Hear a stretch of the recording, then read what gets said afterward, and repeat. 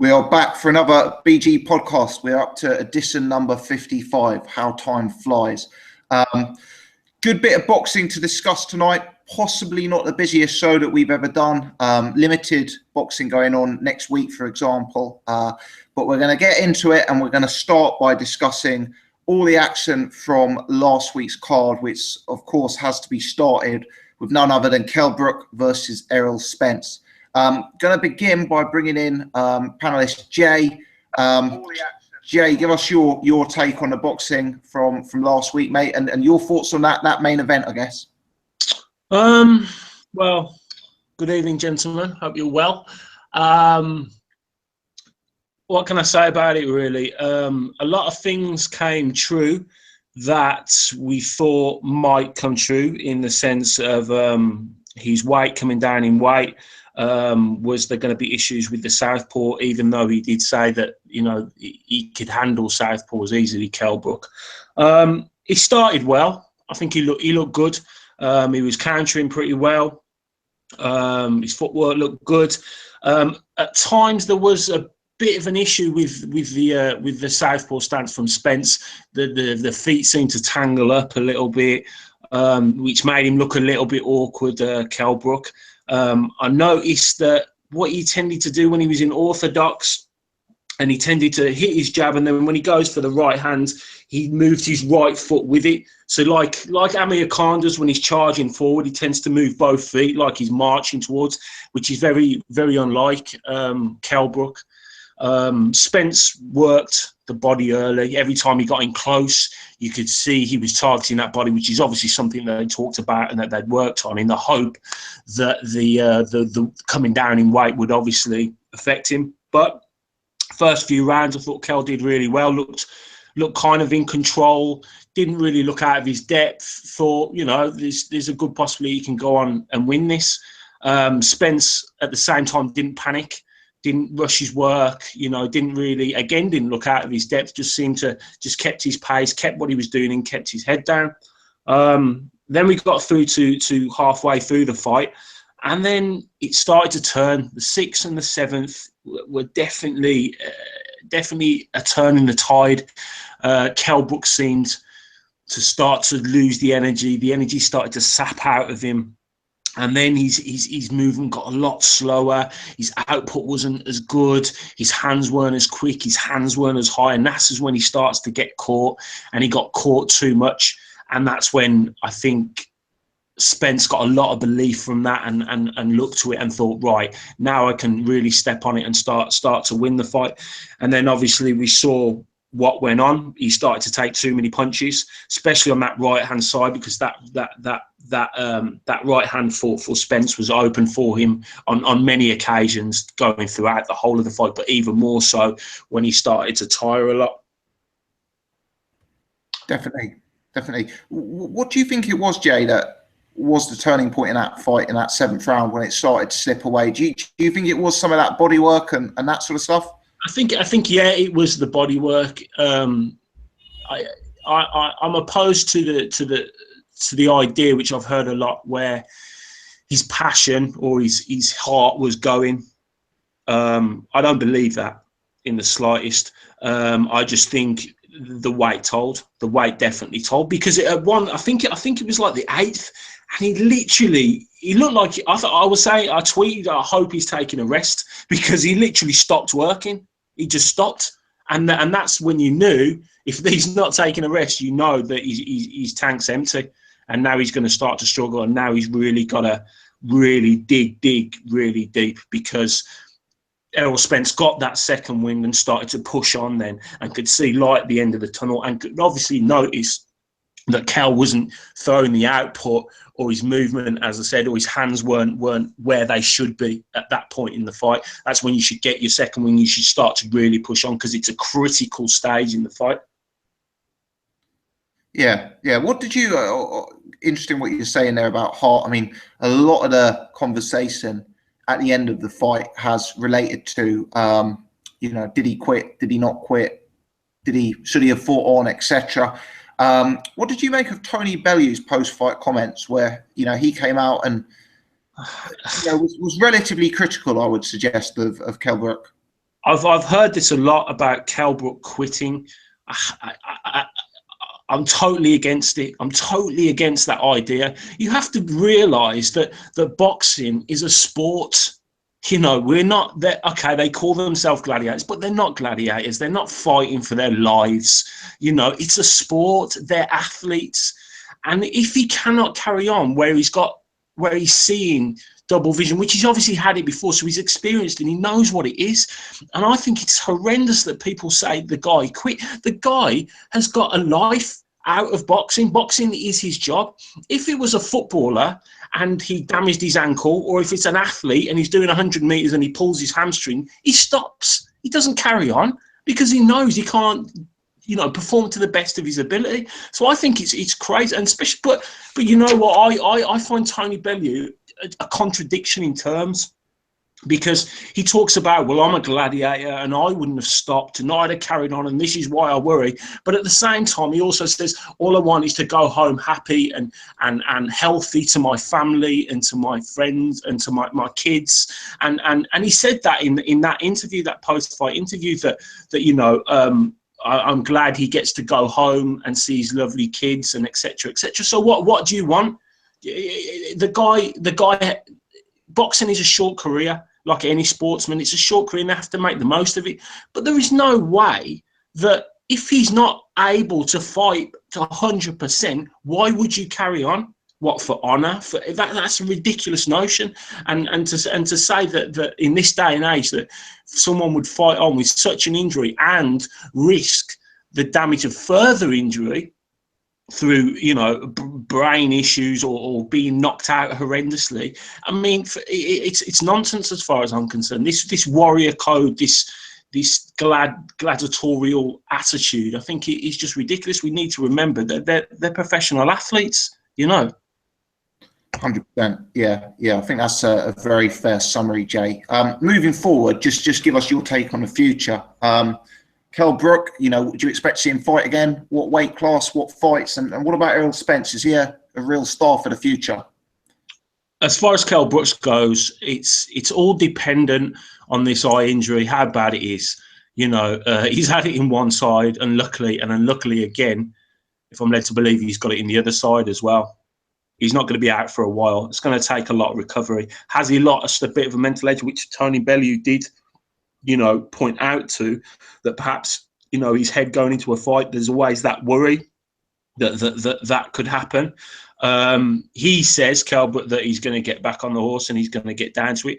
Was it an issue of weight drain? You know, does he need to step up to 154? Possibly, yes.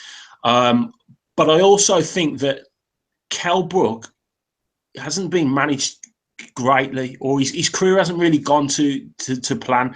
There's been a lot of average fights, and if you look at his career, he hasn't really fought top guys on a consistent basis. And I'm wondering now that this is the first time, which I fully thought Kell Brook would win, but after seeing Errol Spence in that performance,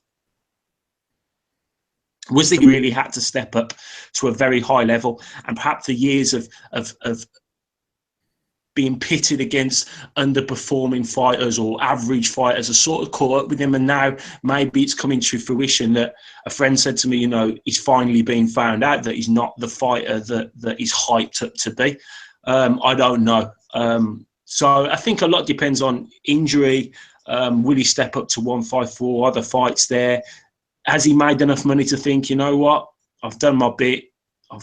I went to Bramall Lane. I had a great fight. It was memorable. I lost, unfortunately, but you know, is he the sort of guy that can walk away off a loss, which a lot of fighters can't? I don't know.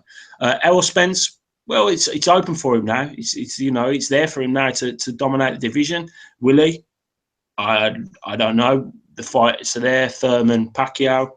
I think Thurman would be a good fight, and I think you face Thurman, that would really decide who's pretty much the dominant force in the welterweight division. Yeah, do you have someone you'd lean to in that fight just yet? I would say Spence, but Thurman does surprise me every time he fights. You know, early days I thought he was quite spectacular, but then the last few fights, I thought, okay, he's maybe just edged through. So yeah, I'd put Spence at this point in time, but you know, as I said, Thurman can surprise, so you never know. Absolutely. All right. Cheers, Jay. Jet, let's go over to you and bring yourself in, mate.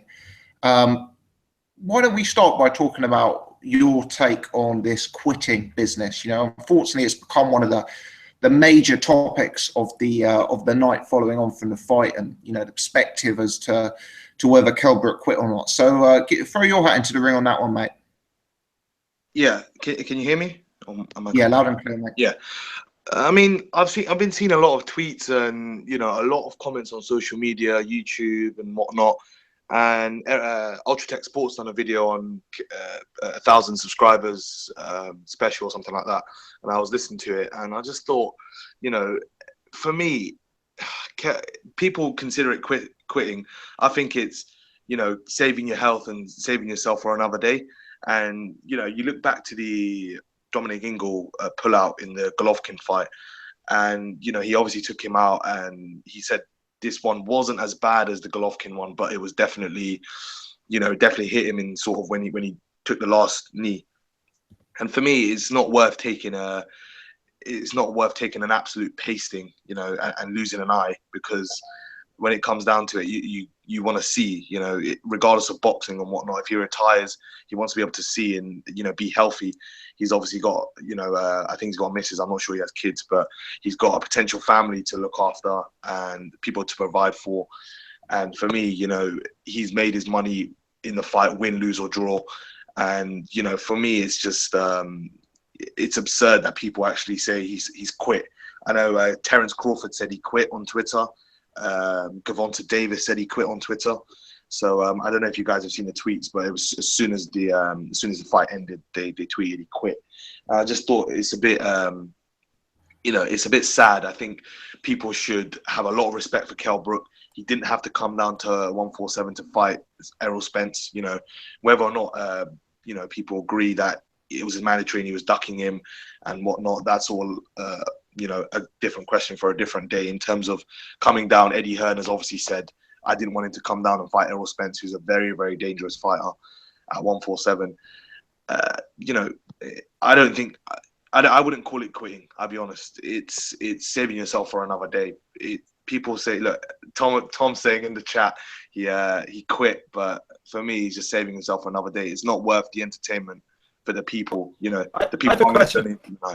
I have a question for you. Like, when Matisse did that, what did you say? Tom, sorry, mate. It's bad signal. Didn't get that my end. Can you hear me yet? No. No, getting worse, mate.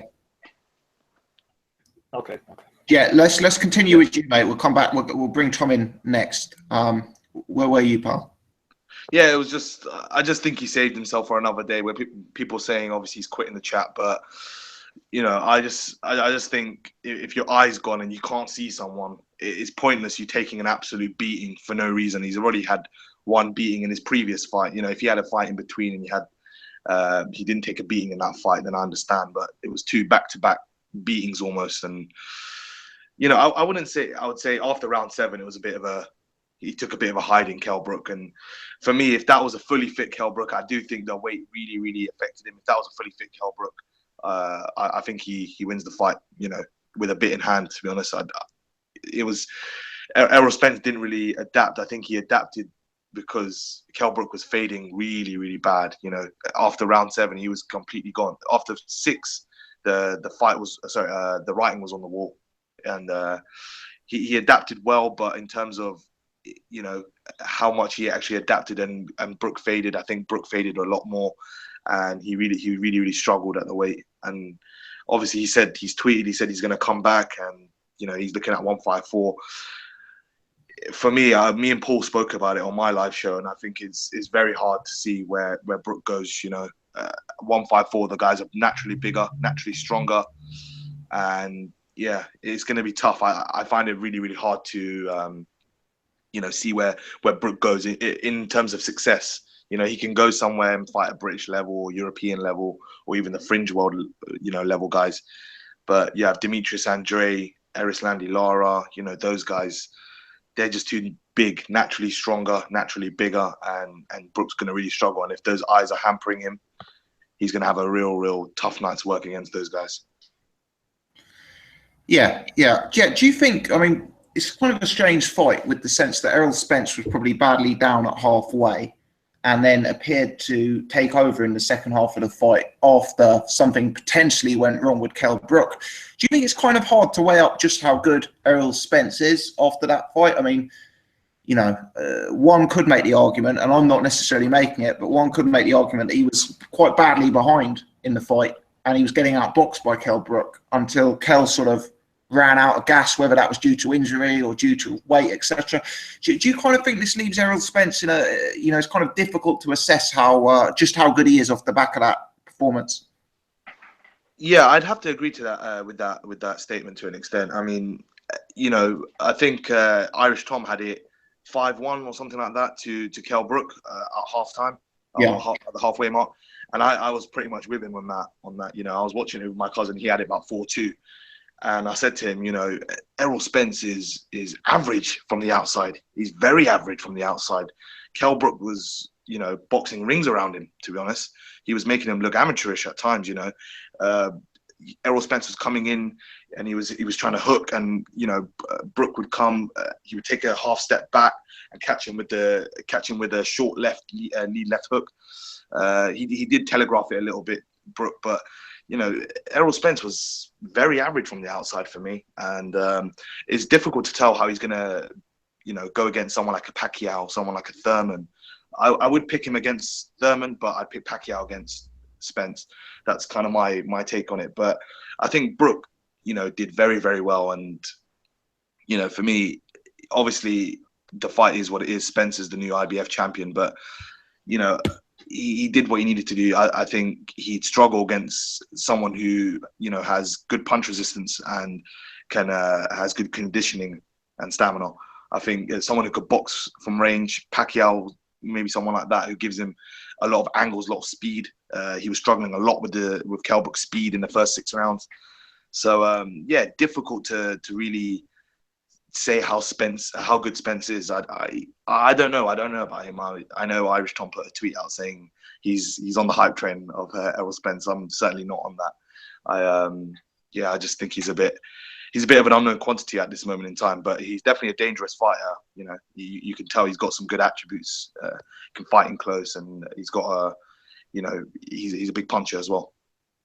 Yeah, I do think he's a very good fighter. I'm sold on Errol Spence, but it does just make me wonder. You know, clearly he deserves a lot of credit for that Brook win. He adapted and he kept fighting for the duration and he came on strong. But some of the problems Brooks was giving him early on, you just wonder if that injury hadn't occurred, if Brook hadn't been changing weight classes. You know, if it was a peak Kell Brook, could he have closed the show? And I don't know the answer to that. I don't. Jet, final question. Let me just ask you, what do you make of this chat about has Eddie Hearn ruined Kell Brook's career? There's a school of thought that says Kell Brook was an unglamorous fighter and now he's just had 2 mega paydays and his profile's at an all-time high. There's also a school of thought that says 2 fights in a row that he was badly matched up against. Having said that, Eddie made no secret that he didn't want Brook to take this fight. So where do you kind of sit on that debate, mate? I mean, it's very difficult to weigh up Kell Brook's career at this moment. You know, he's fought 30-odd people who are the majority of them are no names. You know, and the top 2 guys he's fought, or the top 3 guys, he's won 1, lost 2. And obviously he's had 2 serious injuries in that fight. In those subsequent fights, it's difficult to kind of say. I mean, Eddie Hearn obviously said, I'm not an Eddie Hearn fan or anything like that, or Frank Warren fan or whatever. But you have to lay some sort of blame.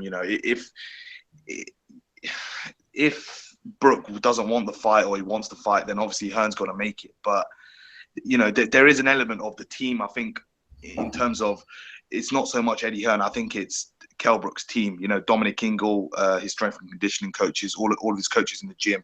I think they gave him a full sense of confidence, especially after the Golovkin fight. He gave Golovkin a fair few problems, and they probably thought, you know what, I can take this guy's punches. I didn't even go down. I can go back down to welterweight.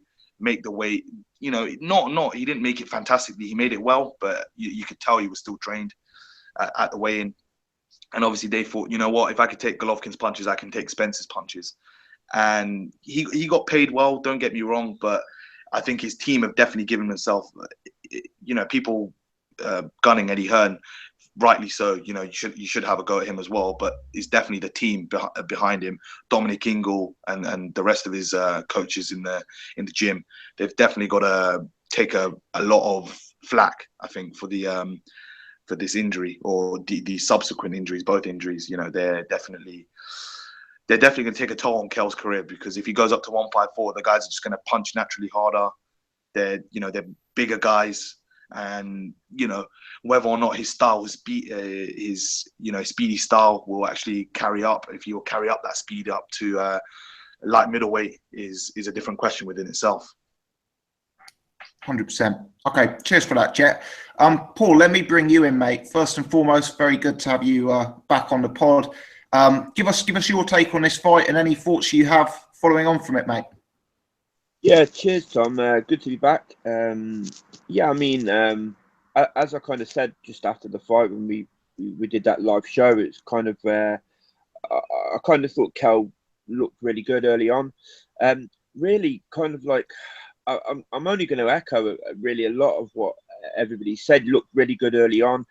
I thought he was going to struggle to make 147 again. Kind of after that Golovkin fight, I really didn't think I'd ever see Kell Brook at 147 again, and I kind of said that at the time. It was just obvious, like from about six onwards, his arms just looked heavy, and that's always a telltale sign for me. Like the speed goes, everything looked like such an effort. Like even when he was like trying to fire back and stuff, when Spence was putting it on him, he just kind of looked really, really tired. And the writing was on the wall. Did he quit? You know what? Like, yeah, he quit. He did quit, but like, how can anybody judge him right? Here's my point of view on this. Yeah, until you've boxed at that level and had your orbital bone smashed up in a ring and not been able to see, you can't say how you'd fucking react. So I don't care if you Tony Bellew or Divvy on Twitter saying, "Oh, he's a fucking piece of shit, he quit and whatnot." Yeah. How the fuck are people judging him for it? Like, you know, you've got. I mean, like, here's the thing as well, right? I think he himself has to take a lot of the flack for the way his career's gone. He will have made the final decision about the Golovkin fight. I think it was the biggest mistake he made was going in with Golovkin.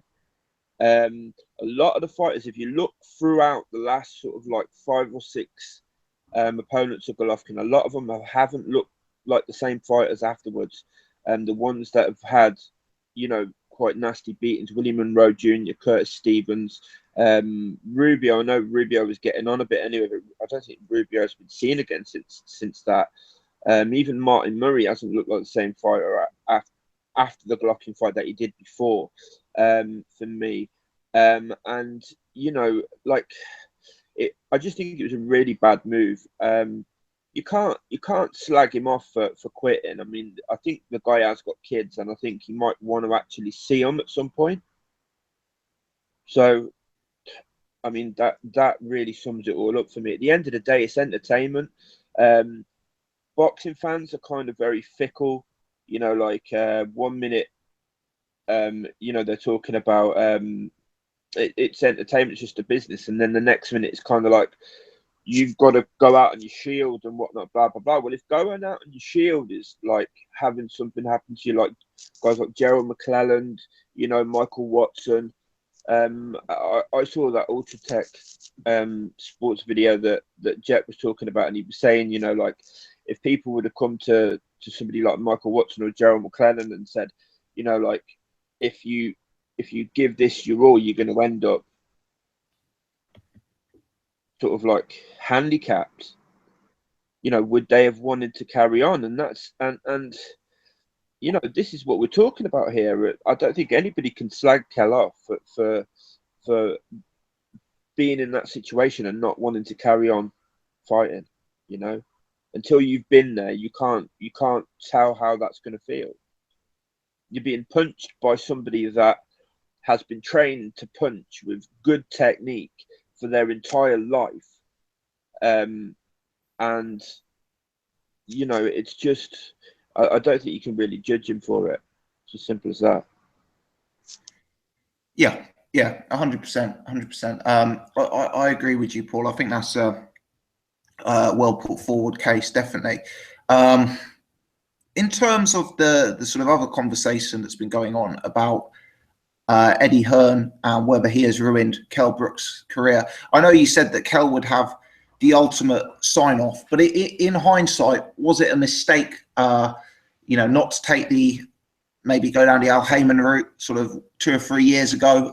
Do you think that it could have all played out very, very differently, and we could be talking about you know, a real different prospect at this stage had he done that? Well, I mean, the thing is, if you followed Kell and you followed Kell's interviews over the last sort of few years, he's been saying for a long time he wants big fights, and in actual fact, he did mention wanting Golovkin about a year before the Golovkin fight happened. Yeah, Thought it was a bit tongue in cheek, and I kind of thought, yeah, well, obviously that's never going to happen. You know, we all did. And if you believe the way that actually came about and the fight actually happened, was when the whole Eubank situation, Eubank Jr. lost his pen, and if you believe the way they said it went about Eddie, and it's not been refuted by Kell, was that Eddie was on the phone to Kell and sort of talking about Eubank Jr. Not signing and everything, and Kell said, "I'll take the fight." And I mean, some guys are just have got too much balls for their own good, and I guess this might be one of them situations. I just think Kell himself has got to take a lot of the stick for this, and he is going to go down as a guy that, for me, that looked like he was supremely talented at one point, and has, through a couple of bad turns, maybe one or two of them not his own fault, getting stabbed didn't help him much. He's going to just kind of like be a bit of a nearly man for me. I know he won a world title and whatnot, but really Porter's the only decent win on his record. Certainly the only world level win on his record that I can think of, anyway. You know, the guys at 154, like I don't know, what is Kell, like 5'9"? I mean, you look at guys like Jarrett Hurd, you look at guys like Jamal Charlo.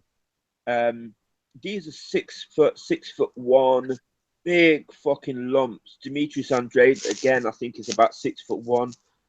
These are big guys, man.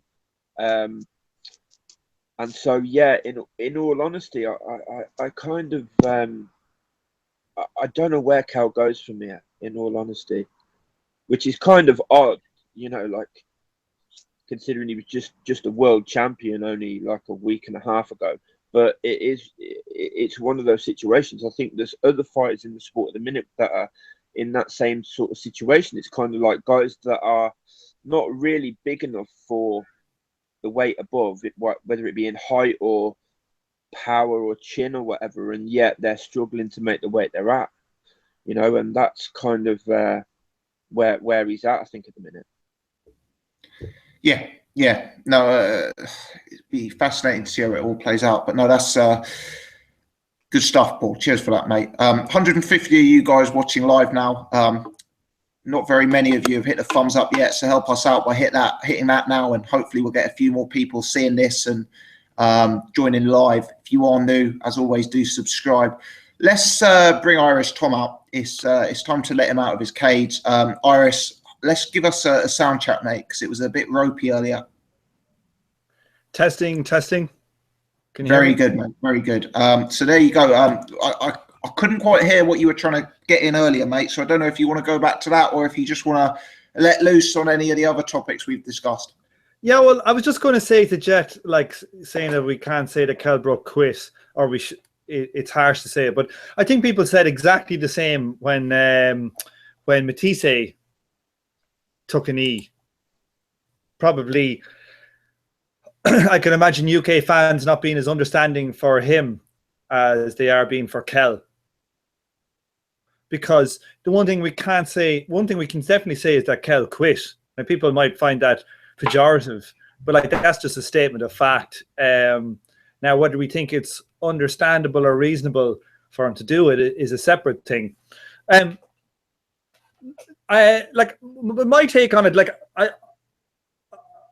I feel very differently now after rewatching the fight than I did when I did on the live show. I kind of feel like my scorecard was entirely wrong. But just on the quitting thing, right? The way I look at it, if I had that injury, like the orbital bone injury, like the way that you should quit as a fighter, I think with an orbital bone injury, if you want to protect your orbital bone injury, you can put your two hands up over that side of your face and protect it.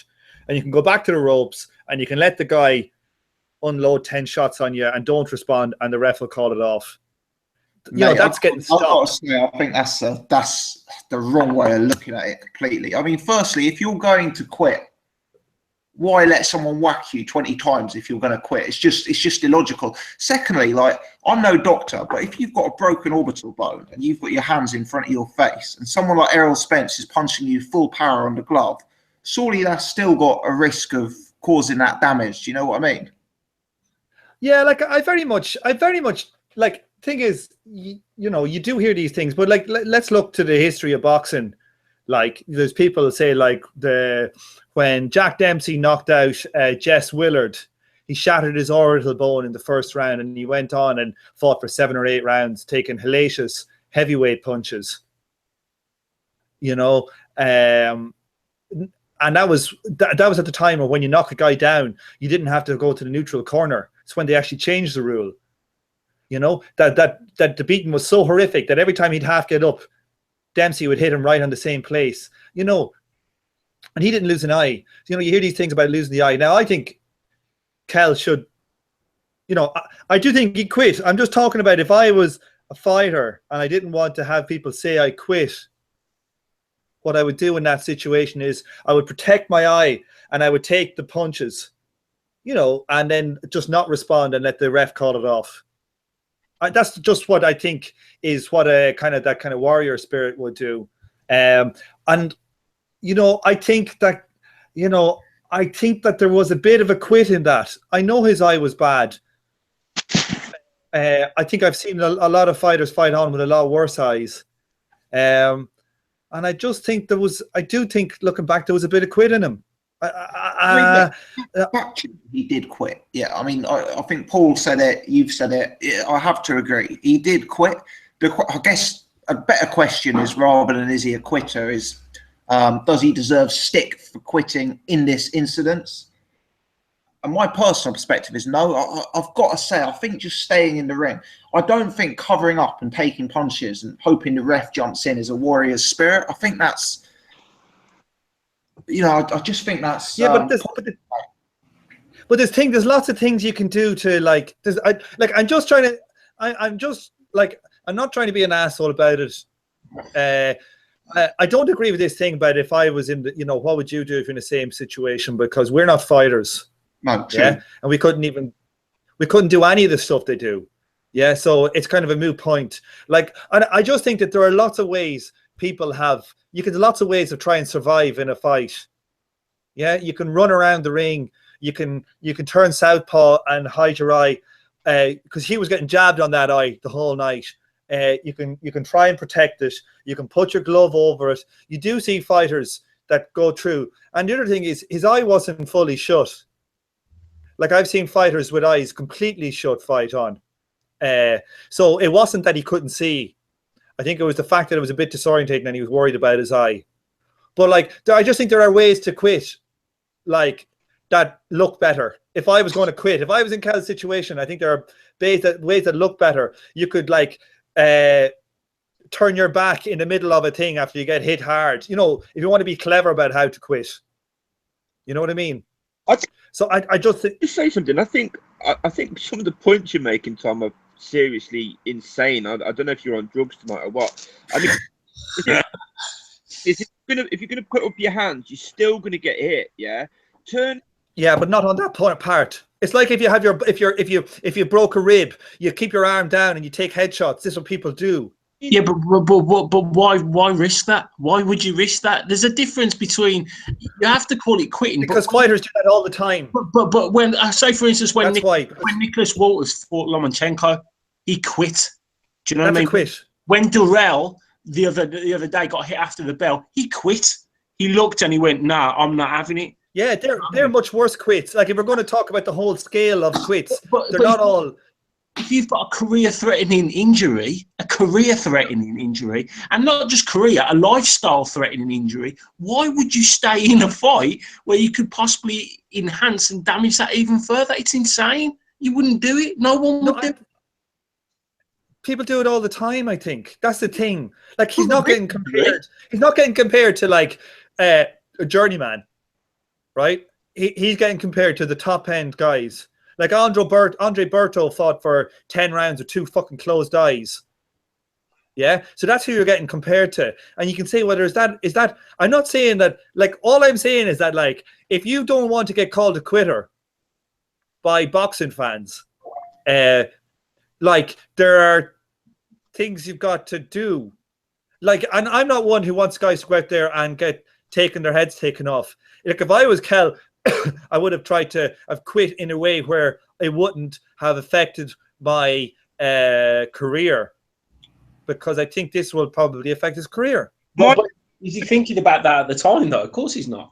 Of course he was. He was thinking, because there was no shot particularly landed when it happened. He went back to the ropes himself and he went down. So he was obviously thinking about quitting for a while. But he's not thinking, if I quit properly, then people will think differently. He's thinking, I'm quitting because it's causing me a problem and it could affect my future. He's not thinking what the fans are going to think about him at that time. Of course he's not. Thing is, no one. But they do. I think fighters always do think about what, like, listen to what Paulie Malignaggi said about when he had the exact same injury and fought 12 rounds with it versus Cotto. Can I say? Right? Can I say something? Paulie Malignaggi did it, and everybody said he was a warrior after it for it. In his career. So fighters do think about it at the time, because you'd be fucking mad not to, because it'd be your eye would be fucking killing you, and you're going, geez, I want to quit, and you'd say, no, I'm not fucking quitting, I can't quit. Everybody call me a quitter. That's exactly how they fucking think in these fights, lads. No, I disagree with that. Like, I'm not saying he should fight on. I'm just saying, like, that, like, if he quits in that kind of a style, he's going to get slagged for it. And the one thing I will say, whether that's valid or not, he will. And another thing I'd say as well is that, like, when we did the live show, we kind of jumped on, and I didn't hear any of the after interview stuff and stuff like that. But when I saw Kell interviewed afterwards, I kind of got the impression that it was, you know, it wasn't that he was, like, his eye was really badly gone. I think he was just worried about what could happen, and he quit. And he was also getting the shit out of him, separate to his eye. And I just think there was a bit of quit in it, you know. And I'm not going to call him a quitter. I'm just saying he's quit, and there might be a bit of quit in it, and that it's not going to do his career much good the way he quit. I'd not say being controversial there. There's not another word for it, though, is there? What other word can you say? He stopped. You know, he gave up. What, you know, if it's a quit, you have to call it a quit, because that's the only word for it. But like, there's different variations of what you would define or class as a quit. I agree. Like, you know, Nicholas Walters is a 10 out of 10 quit, right? Yeah. That's a Hall of Fame quit, Nicholas Walters. Kell is probably a 4 out of 10. That's just the way I look at it. Paul, were you trying to get in there, mate? You know, you don't stop, man. Who? The hell, Tom? Can you say, well, if it was me in there, I would have put my hand up and I would have done. None of you have got a clue what. Well, you haven't got a clue what you would have done if you were in that position where your orbital bone's smashed and you can't see properly, and you're being hit by a guy that's trained to punch you. Yeah, You don't know what you would have done. Well, You've been in that. in fairness, Paul, I might know what it is, what's involved, but fucking Kell Brook should at this time because he's fought for about 10 rounds with a fucking orbital bone broke. So if anybody knows how to actually deal with it, it should be him. No, I'm just saying, like, this is, you know, there are different ways to get stopped. You know, he could have covered up on the ropes like he was in pain, taken 10 shots, covered his head, taken a load of body shots, blah, blah, blah, a couple of headshots, protected his eye, fight stopped, and then there's none of this talk. Like, and that, to me, that's just a fact. Like, being an ignorant twat here. What's ignorant about that? I'm just saying that he over me's being ignorant for a start. Huh? Paul, repeat. I'm not trying to stir it, mate. I just couldn't hear your last sentence. No, I said talking over people, that's ignorant for a start. Every time somebody talks, to just start roaring over them and that. So I just said, like, I'm just going to bow out of this particular argument because he's. Well, now, in fairness, Paul, I waited about half an hour before you boys talked at all, so I didn't say anything over any of yous. No, but I over you while you were actually talking, and then as soon as I started talking, you just started again. So whatever. Well, sorry, Paul, but that's the internet connection. I can't help it. If I don't know, I can't hear you. Let me give my take on this one. So look, I think there's rights on both sides. I'm probably more aligned with Paul in terms of opinion. My perspective is that Kell probably did sustain an injury round 7 and round 8. He stayed in the fight because he was ahead in the fight. The fight gradually slipped away from him. By rounds 10, after the knockdown and after Spencer's come on strong, the fight was lost. You know, so the way I look at it is Kell Brook in round 11 was in a fight he could no longer win. He no longer had the offensive threat to stop Errol Spence. He could no longer outpoint Errol Spence. He had a bad injury. He was feeling it. And yes, he did quit. But I don't give any disrespect for him for quitting. I think strategically it was probably the right thing to do in terms of his ongoing career and in terms of the probability of winning the fight having dramatically diminished at that particular point in time. I'd also say, in Kell Brook's credit, I actually think Kell was ready to go in that 10th round. And I actually think he did have a big rally in that 10th round and really put everything into that 10th round. You know, you see him coming on strong and actually landing some shots. For me, that was Kell Brook thinking, right, I'm out of here. Let me see if I can put 3 or 4 punches together, you know, go out on my shield. And I think by the time the 11th round happened, it was all gone. And yeah, I think it was, you know, he did quit. I don't blame him for it. And I will be honest and say that I don't think trying to quit by letting the guy punch all over him would have been the right thing to do, in my opinion, particular. Does anyone at all want to get back in on that topic before we move it on? One more thing to say. Do people think that Kell would have quit the same way if he was 4 rounds up with 2.2 rounds to go? No. Or do you think he would have tried to go through those last 2 rounds?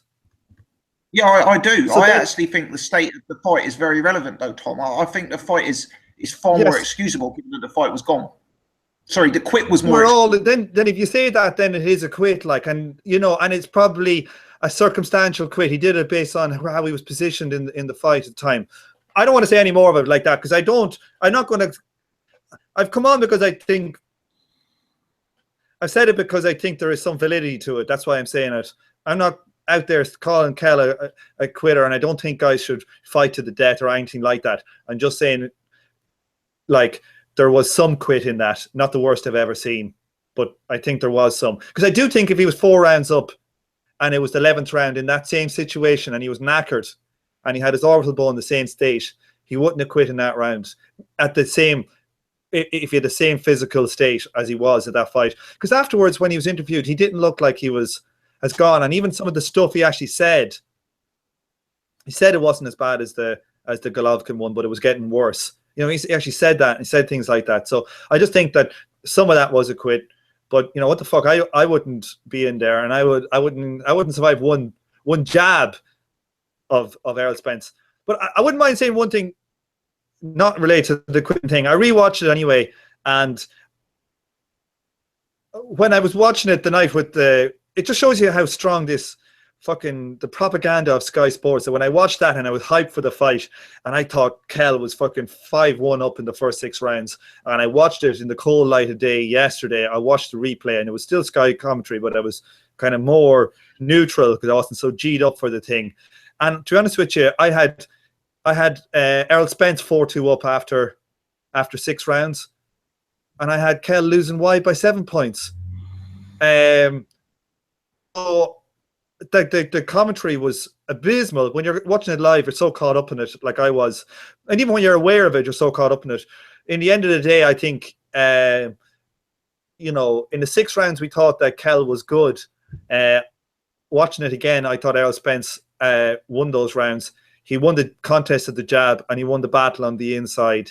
And he's got a great engine, and fucking him on the hype train. Are you you're pretty sold on Errol Spence, having reflected on it? Yes, I think he's not a slickster. He's no Floyd Mayweather, or he's not say Terence Crawford, but he is a kind of that kind of.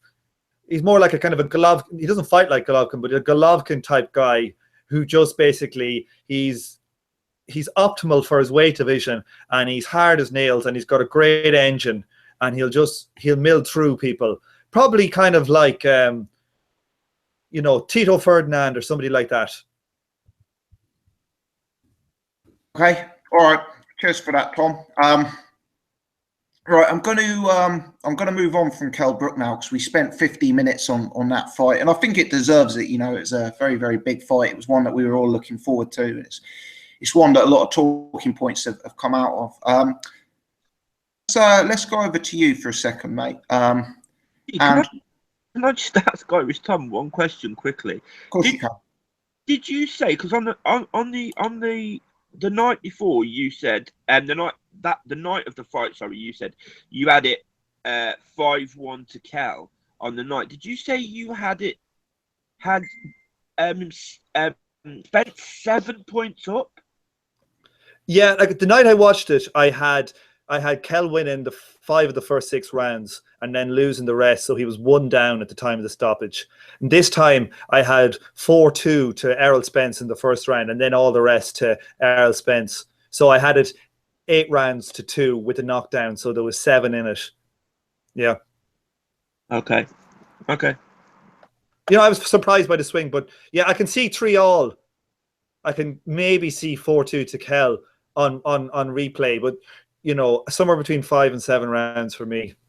I mean, I rewatched it, and I still thought Kell won the majority of those first 6 rounds. I think I had him winning at least 4 of those first 6 rounds. I think certain rounds of those first 6 were actually quite clear Kell rounds.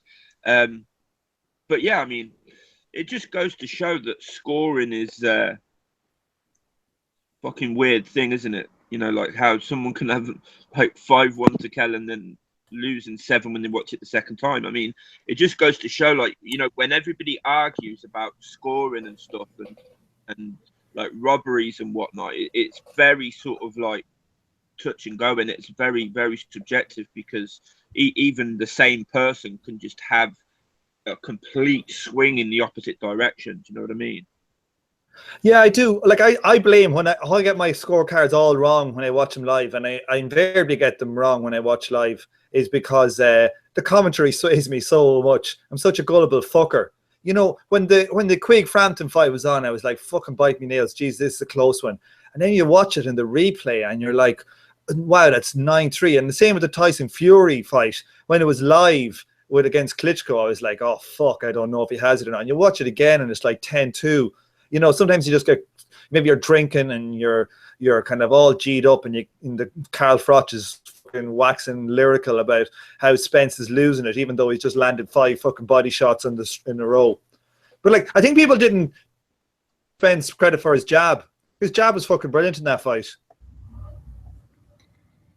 Maybe I need to rewatch it. I don't agree with that. Yeah, I don't agree with that at all. Yeah. Yeah, I thought he was getting soundly outboxed, actually, from Reigns. Yeah, so did I. But Who was that? Was that Jay or was that Jet or was that Paul saying that? Paul. So no, that was me, Paul. Okay, yeah. Maybe I need to rewatch it. I had Brook winning the majority of the early rounds. I think I had it 4-2 after 6. And I actually had Brook substantially the better fighter, really. I thought Brook was starting to pull away, actually. Rounds 5 and 6, I thought were real dominant, and I actually expected Brook to go on to win in fairly exciting fashion, which was why I think whatever happened in that 7th round is so key, really. Yeah, I actually thought he kind of like made Spence go a little bit into a shell at certain points as well. Spence kind of went a bit low volume and stuff at certain points. I thought he also looked a bit awkward at certain points as well. I just think I kind of like, I don't know if it was Jet that said it. I kind of really agree with. I think it was Jet. That if Kell had had a full gas tank, if he had been okay at the weight and whatnot, I think he didn't make that weight very well at all. And I think if it had have been a kind of like 100% Kell Brook, I think he would have won it. I think he would have won the fight. I really do. I think what seemed to happen more than anything was his gas tank just emptied, and that made him just so much more easy to hit. And then, of course, a guy like Errol Spence picked him off. Yeah. Could I just ask a general question? Like, this isn't to anyone in particular, but I thought the Sky commentary, in particular Carl Frotz's commentary, was a new low this weekend. Am I the only one who thought that, or is anyone else sort of in agreement here? I agree. I thought it was awful, like calling Errol Spencer all night. I was expecting Frank Spencer to show up in the fucking ring with a baby halfway through the fight. What the fuck was that? I really don't understand that. The Dave Allen fight as well. He had like Dave Allen winning by 7 rounds or something. Like, I thought Dave Allen won that fight. I don't know if we're going to go on to that. I thought, for my money, I thought he won it, but just about. Like, it was like very, very close fight for me. And the whole commentary team were talking, oh, that's definitely Allen's fight. You know, like, they were going on like it was so wide that there was no way on this earth it could have gone the other way. And I kind of thought it was pretty close. So yeah, I thought the commentary was pretty dire, like, mate, to be honest. Yeah, I thought his scoring was dire. His pronunciation of the name was an embarrassment. But I also thought technically he was reading the fight very poor. You know, I don't know if Frotz isn't one of these guys who's a boxing fanatic, I don't believe. You know, I don't know if he's even seen Errol Spence fight before. When Errol Spence was looking to get on the inside, he was saying, oh, Errol Spence looks like he's getting desperate. He's looking to panic. You know, whereas people who've watched Errol Spence throughout his career know that Errol Spence's whole game is about trying to move himself to the inside and, you know, pressurize people and stuff. And Frotz seemed to think that was Errol Spence in desperation mode. You know, I thought it was really, really woeful from Carl Frotz. I really did. But we must move it on to the undercard. And we're going to discuss all of those undercard fights. The one I'd like to start with, actually, is Jamie Cox. Jamie Cox, in my opinion, is a highly marketable guy. And he's a highly marketable guy in many ways based on some of the negativity attached to his name. You know, Jamie Cox is known as a very difficult individual. He's had well-reported problems outside of the ring, including legal problems, which I'm sure you guys are all aware of. If you're not, a simple Google search will suffice. And I think because of all of that stuff going on about him, he has, you know, really gathered hype, especially with the recent signing of Eddie Hearn. You know, it's kind of been taken as read that he's above British level, above European level, and that he's on a fast track to something. From my perspective, Jamie Cox is a guy in his 30s who's fighting at the wrong weight class, who's known as a puncher, but really doesn't have much power at all, is extremely defensively open, has limited technique, and at 30 years old is yet to fight anyone of note whatsoever. You know, I rewatched that Jamie Cox fight, and I've rewatched other Jamie Cox fights now. I actually think Rocky Fielding might absolutely take him to school and potentially knock him out. He's that open. He's so susceptible to the jab. He'll be very small and very powerless compared to a guy like Fielding, in my opinion.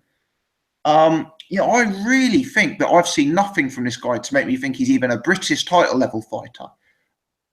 Jet, I know we don't have you for a full show potentially tonight, mate. So let's go to you first on this one and get your take on the comments I've just made there and your thoughts on Jamie Cox in general. Yeah, I mean, I was sitting. It was one of the first cards on the bill, and me and my cousin were sitting watching it. We purchased the pay-per-view, and it was just we were watching it, and the rounds went by, and we saw Lewis Taylor picking him off with a jab, and we thought, is this really a guy that's just been signed to Matchroom, and you know he's been hyped up and whatnot, and it was crazy to think that it was crazy to think that it was even.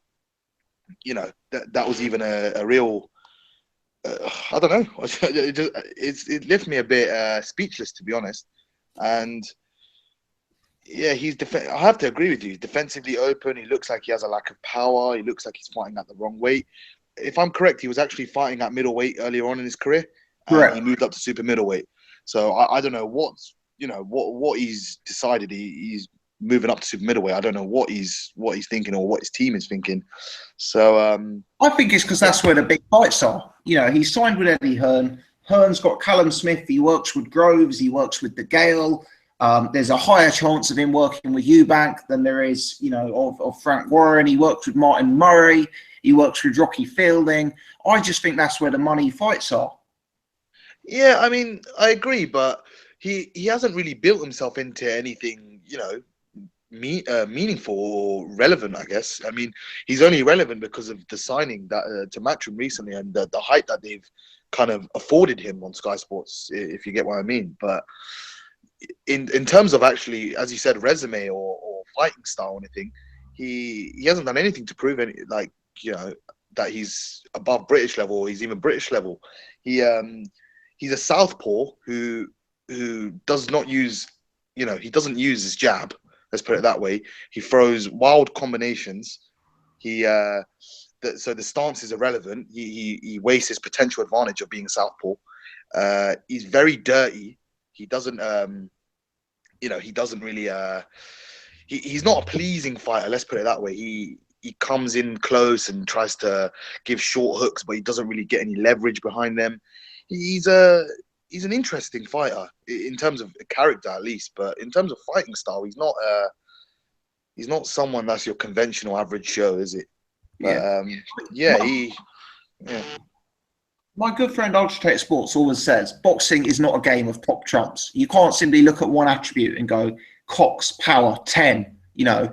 But if I look at Cox and Fielding's the bigger man. He's the better technician. He's got the better jab. He's got the more proven knockout power. You know, he's been up against a higher level of opposition. And I think the conventional wisdom is that Jamie Cox will just put it on him and Fielding will fold. But I've seen Jamie Cox fight a far lower level of opposition than Rocky Fielding and get hit with every shot under the possible, and really struggle to grind opponents out of that. Yeah, I have to agree, mate. You know, I don't know what he's thinking fighting at super middle. The guy's a big, you know, he's billed at 5'11" and a half or something like that. He does not look anything like 5'11" and a half. He looks about 5'9", I'll be honest. He's a bit like Anthony Yard. Anthony Yard's billed at 6 foot, I think, or 5'11" or something like that. But he looks very, very small. You know, Jamie Cox is tiny compared to some of the guys at super middleweight, especially in the Matchroom stable. Imagine him versus Callum Smith. He looked like a dwarf, you know. So you know, he's a weird character, and I know there's some chatter about Jamie Cox that he's been out of the ring for 18 months or something like that, if I'm correct, something like that. But if I'm wrong, put it in the chat. And it's obviously he's had it's probably half that. Yeah, well, he's been out of the ring rust, and he was eager to impress. on his Matchroom debut. So maybe that plays a role in his performance. But for me, I just don't see the hype behind him. I'll be honest. Yeah, Dave Allen, Jet. Who did you have winning that fight? Do you know what? I had it a draw. 6-6, and I gave it. Obviously, it has to go to Dave Allen because Leroy Thomas had a point taken off, rightly or wrongly. That can be argued. I thought it was a bit harsh that the point taken off, but I had it a draw. But you guys were speaking about the commentary. Absolutely pathetic, to be honest. It was embarrassing. Carl Froch had him 7 rounds up. I couldn't believe it. I couldn't believe it. It was awful. it was truly, truly awful. I mean, some of his breakdown of the fight was terrible. He was saying Dave Allen's putting it on him, and Leroy Thomas doesn't, and Leroy Thomas was coming back with a jab and a swift combination. I mean, whether or not he was hurt, but he was. I don't know what he was saying on the commentary. It was piss poor, to be honest, by him. And Dave Allen. The problem with him is, I guess you were going to ask me where he goes from here now, but he's obviously lost the Commonwealth strap. I don't know if you guys saw the IFL TV interview with Eddie Hearn after the fight. He absolutely tore into Dave Allen. He tore him a new arsehole. But Dave Allen, he looked a bit heavy for me, to be honest. He did look a bit heavy. I think he needs to shed some of that weight. He said he's back in the gym already on Twitter. So he looks like he's getting back on the grind. He's a very nice guy, Dave Allen. I like him, but he smothers a lot of his own work. He comes in close and he throws about 2-3 punches, and it's just smothered. There's nothing behind it at all. He might as well not come in close and not throw any punches. He seems like a slippery guy from the outside, but he just doesn't commit to his jab or anything like that, which is a bit of a shame. So I'd like to see him go back to just the fundamentals and beat up on a few journeymen, low-level journeymen, and gradually progress and learn some stuff by beating these guys, not just bottom feeders that he beats after 30 seconds. Gradually progress, have 1 or 2 knockover jobs, and then gradually progress and try and build up again.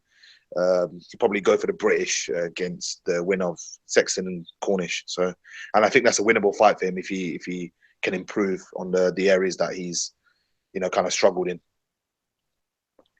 Yeah. I mean, I think he needs to go back to the drawing board a bit. I'd like to see him have 5 or 6 fights against journeymen, really, where he can practice getting his jab off and that sort of thing. And it's disappointing, but I thought Leroy Thomas was actually better than expected. And as I said this in my post-fight video, but I give a shout out to Kenny Porter. I thought his corner work was fantastic for Leroy. Yeah, he was good. He was psyching him up, and he was really motivating him. And I think someone like that who did at times look susceptible to folding here and there. If you do see, Dave Allen did hurt him definitely, and he looked like he could go at any time. But Kenny Porter definitely gave him the kick up the backside in the corner. Every corner he went back, he said, "You got this." Pick him off with a jab. You got this. Just just stay in the fight. Don't back up on the ropes too much. He was giving him some really good corner work. So good work from Kenny Porter, and a nice gesture as well for him. He was over on holiday, and nice to see him step in very last minute. 100%. Jay, let me bring you in on those 2 topics. Jamie Cox and David Allen, mate. Keen to hear your take on Jamie Cox in general, and also who you had winning that Allen fight. Okay, Jamie Cox. I was in and out of that fight, but from what I saw, overhyped. Like, seriously overhyped. And I think that comes down to his age, him stepping up with Eddie Hearn. Eddie Hearn wanted to get in the fight, so let's hype him up big as this big puncher who will even walk through anyone in that division, etc., etc. If you look at the interview afterwards that IFL did, he was banged up. And you could see he wasn't happy with his performance, but at the same time, he kept on, saying that he prefers it when someone's standing in front of him, which shows his technical limitations. He needs someone to stand in front of him because that's the only way he's going to get his work off. Technically, very poor. yeah, I don't really see where I think they're just going to try and rush him. I think that's what they're going to do. They're just trying to rush him, build a hype, and try and get him in some big fights quickly. Because I don't think he's going to be this dominant force that they're making out he's going to be. But he looked pretty bang up, and he needs someone to stand in front of him. Anyone with any sort of boxing technique and skill will outclass him. That's my opinion. Yeah. I mean, hopefully stepping him up a level will bring more out of him. There's a lot of sparring stories about how good he is, but the basics don't seem to be there, do they? Exactly. He's limited in what he does. He's limited with his skills, and he's obviously relied on his power, or what power that he supposedly had against lower opposition to get through these fights 22-0. And he's relied on it, and he's thinking he can bring that with him. He doesn't seem to be there, to be honest. But if he is going to utilise what power he has to have someone that stands in front of him, someone that's going to box him. He's going to have major problems, and I don't believe the hype at all. I did up until that point, until I watched that, and what I saw of it, and his face was banged up. He took some punishment. So you could imagine him stepping in with De Gale. I mean, they're worlds apart. Maybe Eubank might step to him and have a brawl with him, but that's what he needs. He needs a brawl. If he's not going to get a brawl, he's not going to win a fight at a high level. Yeah, I think he's vulnerable to a boxer who just runs rings around him. And I think he's vulnerable to a puncher because although he's not shown any punch resistance frailties, he's been fighting a very low level of opposition and he's got literally no defence. I mean, he makes Eubank look fundamentally sound. Yeah, it really does. It's a strange move from Eddie Hearn, I think. After watching that, what was the motivation to sign him? In the sense that there's obviously a lot of bad press around him, which is never a good thing when trying to promote a fighter. But does he know something? Is he seeing something? I'm not really sure the logic behind that move. You know, unless it was just to get one over Frank, maybe. But who knows? Who knows? What about David Allen, mate? How did you see that fight?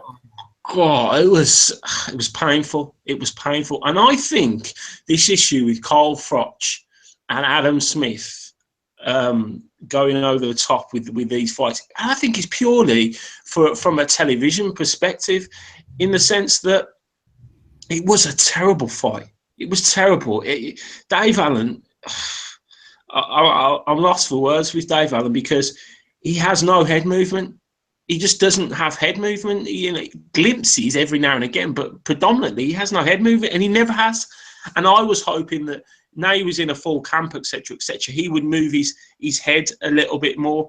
Now, going back to Carl Froch and Adam Smith, a lot of people buying this pay-per-view are going to be casuals that are jumping on top of what happened with Joshua, etc. Let's buy another pay-per-view. And from a casual point of view, it's not a great fight. Well, from any point of view, but especially from a casual point of view, it's not a great fight to watch. They're not looking at Thomas and thinking, oh, look at the slick work he's done and look at the accuracy that he's done. They're not looking at that. They're looking at, clean punches from both sides. And there was nothing really clean coming from Dave Allen. And I think sometimes they just have to elaborate and make it as exciting as possible to keep viewers tuned in, because otherwise you'd be turning that off, because it was very, very poor boxing match for to be on that card. I mean, the whole card in general was poor. Grove saved that card as far as I'm concerned. But yeah, the work from Dave Allen, he, as Jet said, he smothers his work so much. He gets so close. And he just doesn't. He just kept on walking forward. And I know he generates this Twitter following and this as being, I will never go down. I'm a warrior and I've got a great chin. He's got a great chin. We know that. But why take unnecessary punishment, which he was doing? The head movement was non-existent, and it was just a tiresome, plodding performance. And I don't think, he's going to get any better. I really don't. He's not a natural boxer. I personally, I know people have said that he is, Peter Fury the like, but I just don't think he's a natural boxer. He relies on that big chin, but that's about it. His work was poor. Yeah, to give Irish Tom some credit, because he's probably taken a bit of stick tonight. But Tom actually made a very good point in my post-fight live show, which is that he said that Dave Allen looks very classy on the back foot defensively, and he looks very, very poor offensively. You know, when he's coming forward and he smothers his work, he judges the distance wrong. He's got no jab, you know, nothing like that. And maybe it's all these rounds sparring with Klitschko and Joshua. Maybe that's taught him how to, you know, be really capable when someone's putting the pressure on him. But when he's got to come forward and when he's got to force the pace like he did against Leroy Thomas, it really wasn't good. And that's why I think we need to see him in against more durable journeymen, people who take him 8 rounds and he's got to, you know, jab his way in and he's got to put punches together from range. Because otherwise, you know, there's talk about him fighting Ian Lewison. For me, Ian Lewison would really outbox him at present, really outbox him, unless we see some big improvement from Dave, I guess. Well, that's it. He looks like a journeyman now. That's the problem. He looks like a journeyman now that's trying to get titles, and he can't afford to do that. From what you see when we first saw him against Gavern, have you seen an improvement after, you know, White and Ortiz and then the lower range? We haven't seen improvement. We haven't gone, wow, look at the way he's put his punches together. Look at the way he's flicking out that jab. He's got the distance. He's taking a step back. There's no thought in what he was doing. He wasn't thinking, and it made it very easy for Thomas to fight him, because Thomas is not an amazing fighter. He's nothing to write home about, but he made him look technically very, very good. Thomas had real advantages over Allen, you know, in terms of speed, in terms of technique, jab. Like the advantages were noticeable, weren't they? Yeah, this is a guy that's average. This is not a great fighter. Leroy Thomas is not a top 20 heavyweight. He is not, but he made him look technically like head and shoulders above him, and Leroy Thomas's issue was always his heart or his fitness or whatever, and you can see that started to go a little bit. But when you've got someone as big as Dave Allen on top of you all the time, that's gonna have some sort of effect. But obviously with Kenny Porter, etc., he managed to keep in the fight. But his movement, his lateral movement, was just head and shoulders above Dave Allen's. He dipped punches, he countered, he stuck nice uppercuts going in, you know. And if he can do that to Dave Allen, then how far can Dave Allen go? You know, with no offense coming towards at the same time, I don't think he can go anywhere. And it's quite sad to say, but you know when Jet was talking about the Eddie Hearn interview, he was right. Eddie and I really agree with Eddie Hearn, but Eddie Hearn says you've got to live the life. You've got to live the life. You can't be swanning off meeting the public. And I know that's part of his makeup, and that's why we like him. But you're a professional athlete. You cannot do that. And unless some major changes are going to be done, he might fight for the British title. He might win. He might not. But then that'll be the end of the story. And then he'll be brought in as a Jason Gavin to come in and give people a test to see who can knock him out first. Simple. Yeah. Jay, I wish I could disagree with you, mate, but I can't disagree with a single word of that. And last thing I'll say on that is, you know, in hindsight, the 2 fights that they gave him after that loss to, Dillian White, I think it was, to Ortiz. In hindsight, those were a negative. That fight against the journeyman and then against David Howe, guys he could just take out with one punch, you know, that kind of gave him the impression he was some sort of big puncher. Really, he should have gone in against someone who'd give him rounds and, you know, maybe work on things like a jab and get taken a few rounds and learn a bit more. Anyway, let's move it on because there's still enough to get through. Let's bring Paul back in. Paul, give us your take on the topics we've just been discussing, Cox or Dave Allen, and potentially also let's throw George Groves into the mix as well, mate. Yeah, Cox, I mean, I kind of just really agree with what a lot of you guys have been saying. He just looks wide open for me. I mean, sorry to keep going on about the commentary, but the commentary was just awful. Like, even in that fight, Frotch was saying, yeah, he just takes one to, what was it? He's a fighter that doesn't mind taking a punch to give a punch and whatnot. Basically, trying to gloss over the fact that the guy's got no defense whatsoever. The other thing I noticed as well, like at one point, this is on the commentary again, because like I think there's a problem here where people that just because they've been commentating on boxing for a while, or maybe because they boxed, these broadcasters are kind of getting them to sort of like break down fights, and not all of them are capable of doing it. And at one point, Adam Smith, this is no word of lie, I don't know if anybody else picked up on this, said during the Kell Brook fight, when Brook gets inside, he looks good, but when Errol Spence boxes from range, Kell can't handle him. And I was like, has he got that wrong? Has he put the wrong names in there? Because like actually, Kell's the outside fighter. Like it's just kind of like people breaking down fights when they've got no business to be breaking them down. I don't know. It just strikes me as a bit strange. Yeah, Cox not great. I mean, he did some nice things in there, but it's kind of like I don't think he's got a lot of power. Quite quick, nice straight left, doubling up on the jab quite nicely. But like I was expecting a lot more, to be honest. And that defense, I mean, as soon as he goes in with somebody that can punch, I think he's going to really come unstuck. Dave Allen, I mean, I don't know. I don't know if going to pubs to meet people on, building up to the fight. I don't know if those things are significant enough to be major problems. I think Dave Allen is just. I don't think he's got a very high ceiling. I think he kind of like he looks great against, like you said, Tommy. He looks great against guys like David Howe and whatnot, guys that are just kind of like really not up to much at all. But then as soon as he gets in with somebody that has a little bit about him, he just comes a cropper. He looked very, very plodding. He looked very. I mean, the fight was absolutely awful. It was a boring fight. And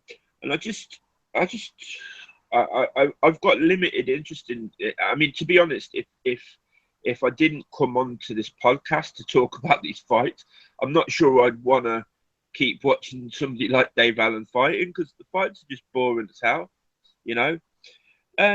George Groves, I don't know. I wasn't overly impressed with George Groves for the majority of that fight. He turned it on nicely in the sixth. I don't know if anybody caught this, but during the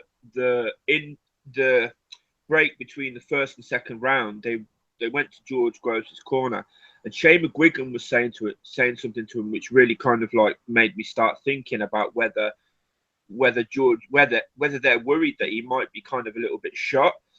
Shane McGuigan said to him, "You're throwing too many punches. Just throw single shots."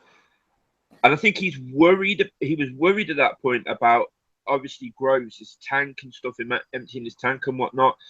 It was nice the way he stopped him, but I thought Chudinov was just awful. Like, I mean, has nobody ever told Chudinov that maybe when you're in trouble, maybe do something other than just keep walking forward with your guard up? I mean, like, he didn't try and duck a punch. He didn't try and hang on. He didn't like do anything at all. He was just like plodding forward as he's getting hit again and again and again and again. People are saying that was an early stoppage. I mean, he just wasn't offering anything back, and he was getting caught with some quite nice shots. So I kind of like I thought the stoppage was all right. But yeah, I mean that kind of like was a lot more of an interesting fight than or a lot more entertaining fight anyway than Dave Allen, that's for sure. Well done to George Groves. It's kind of like long time coming, isn't it? 100%, yeah, 100%. And I've said it before, I was worried he'd be the best British fighter never to win a world title, but now he's done that. And who would you like to see him in with, Paul? Is De Gale the obvious one, I guess? It's got to be, hasn't it? I mean, there's the past, there's the rivalry, and this is another reason why I kind of think, like a lot of, I know this is kind of jumping off topic a little bit, but a lot of people talking about, Josh Taylor, Ohara, Davies being too early. And it's just kind of like, it's very reminiscent of that fight, isn't it? And just because they have this fight now, it doesn't mean that they can't have it again in a few years' time when they're much bigger names. I think, I think probably De Gale is probably the best place for him to go. I don't think he needs to go anywhere near Benavidez. Benavidez is the goods, mate. Benavidez is the goods. I think Benavidez is probably the best fighter in that division. And I know it's early to say that, but the way he took out Medina was next level. And I don't know if any of you guys saw that. I know Irish saw it, but I don't know if any of the rest of you have seen that fight yet. Have you seen it, Tom? I haven't yet. No, Irish put it on my to watch list, so it is something I will catch up with at some point. Jay or Jet, have either of you guys seen that fight? No, yeah, check it out, Jay. Benavidez versus Porky Medina. Really, right. yeah. So probably De Gale, probably. I don't know. I don't know how much. I don't know how much Groves has got left. I know it sounds weird. It sounds weird saying that after he's just won a world title, but I don't know. You know what? I feel I know exactly what you mean, actually, Paul. I felt not dissimilar to when Nathan Cleverly won a version of the world title by knocking out Jürgen Bremer in quite devastating fashion, actually. Because even though Cleverly won that fight, you kind of wondered whether we'd seen the best of him at that point. And with George Groves, the vulnerabilities are just so obvious, even when he's winning. You just wonder if, like Nathan Cleverly, maybe the best bet for him is to, I don't want to use the word cash out, but effectively take roll the dice, take a big fight. If you win it, great. If you lose it, well, it's the right fight at the right time, I guess. I think. Do you know what? I think Chudinov helped Groves win that fight on Saturday night. When Paul was saying that he, as no one told him about moving his head, or when he was just coming forward taking punishment, I think he had a massive lack of experience with Chudinov there. He didn't know when to hold. He didn't know what to do. He didn't know how to old man him. That was just in his head, and it made it. He was a very easy target for George Groves. There was very little lateral movement from Chudinov. There wasn't much to his work. He's very in straight lines. And I think Groves has lost a little bit. I think he's those fights have told. And if I was George Groves now, I'd be looking for the checkout. I'd be like a German fighter. I wouldn't leave these shores. I'd check out against De Gale, Callum Smith, Paul Smith, take those big 3 money fights, and then I'll be thanks very much, I'm off now. He's kind of done what he wanted to do. What he's been aching to do is to win a world title. He's kind of done it now. I'd check out with those big fights, because I don't think he is the fighter that he was. Yeah, I think you guys are spot on, and I think maybe if he was to lose in one of those big fights, and there's the potential for him to get 2 or 3 massive paydays against a Eubanker and De Gale, but there's always 175. I've always thought 175 would maybe be an option for George Groves, but anyway, 60 of you guys have hit the thumbs up button. Thank you for doing that. If you're watching live now, please do hit that button. Hopefully we'll get some more people joining, and as always, if you are new, subscribe. Let's bring Irish Tom back in. Tom, you've got a run of the undercard, mate. Sorry to bring you in last again, but we've got Jamie Cox, David Allen, George Groves, all the Olympians. Floor is yours, my man. Oh no, I don't give a shit about coming in last. Don't worry. The undercard, George Groves. Well, I've heard more people saying, "Fucking, I'm so happy for George Groves that he finally won his world title." Fuck George Groves. Seriously, do people not remember him throwing Paddy Fitzpatrick under the bus? I don't give a shit. You're going to be the world's most controversial man tonight. Seriously, George Groves, who gives a flying... Like, he did such a low thing. He threw a guy under the bus. He basically blamed Paddy Fitzpatrick in public. And it's whether it's true or not, it's a shitty thing to do. And I probably expect it not to be true. So I don't like George Groves. Anybody who does that, I like guys who trash talks. So I like George Groves for his buzzing side, but that's just bullshit, you know. So I don't give a fuck. I was rooting for the opposition in that one. Fuck George Groves, even though he's a ginger wanker like myself. God, what else was there? Dave Allen, yeah, Dave. I really like Dave Allen. I think he's a sound guy. Just think he might have come to the sport too late to really do it. If I was him, I would work on my offense. You know, his punching technique, his variety. You know, because he doesn't show variety. Develop a better jab. You know, he's got. Well, the thing is with Dave Allen, he's young. He's got lots of things to work on. But like, you know, I think he's an athletic guy, and he could work on them. So it's kind of up to himself whether he wants to actually work on them. But you mightn't, you know, the thing is though, Eddie Hearn's not the type of fella who will slowly try and develop him, you know. His Project White Rhino, whatever horseshit people are calling it, you know, in a Commonwealth title fight straight off the bat pretty much, you know, and he's not at that level. He shouldn't be at that level. He should be down lower level. He should be developing him over 10 or 15 fights. That's what I would do. You know, Dave Allen, by the time he's 26 or 7, could be a good fighter. You know, he could even be a dominant British champion. You know, he probably has as good a tools as someone like Derek Chisora has. Chin, probably similar-ish power. You know, why couldn't you develop him into have a career like Derek Chisora? I think that's very achievable. But whether Eddie is the man to do it, I don't know, to be honest with you.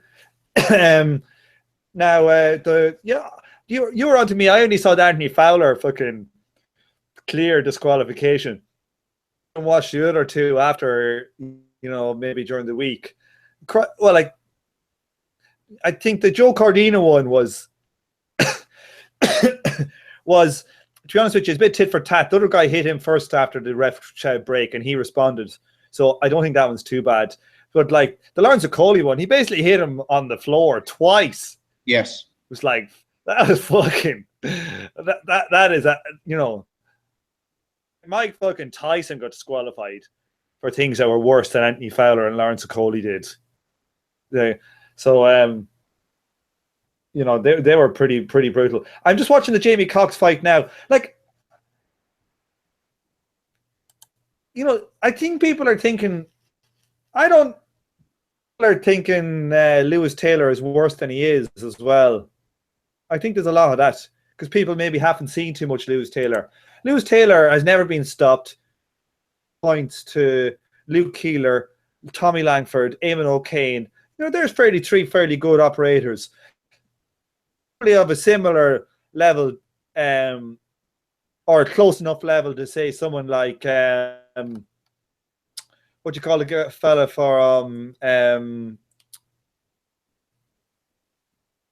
the gorilla? What's John his name? Ryder. Yeah, probably similar level to somebody like John Ryder. You know, I'm watching it. I think he won. I've only seen about 7 or 8 rounds now, but just watching as we're on here, and I think he's winning that fairly wide. So that was like, you know, at the moment he's British level. He probably shouldn't be. He probably should be fighting middleweight. You know, but he's dirty and he's in good fights and he's in rough and tumble fighter. I like watching guys fight like that. I like his style. So I think he's at the wrong weight class, but I like his style. What else is there?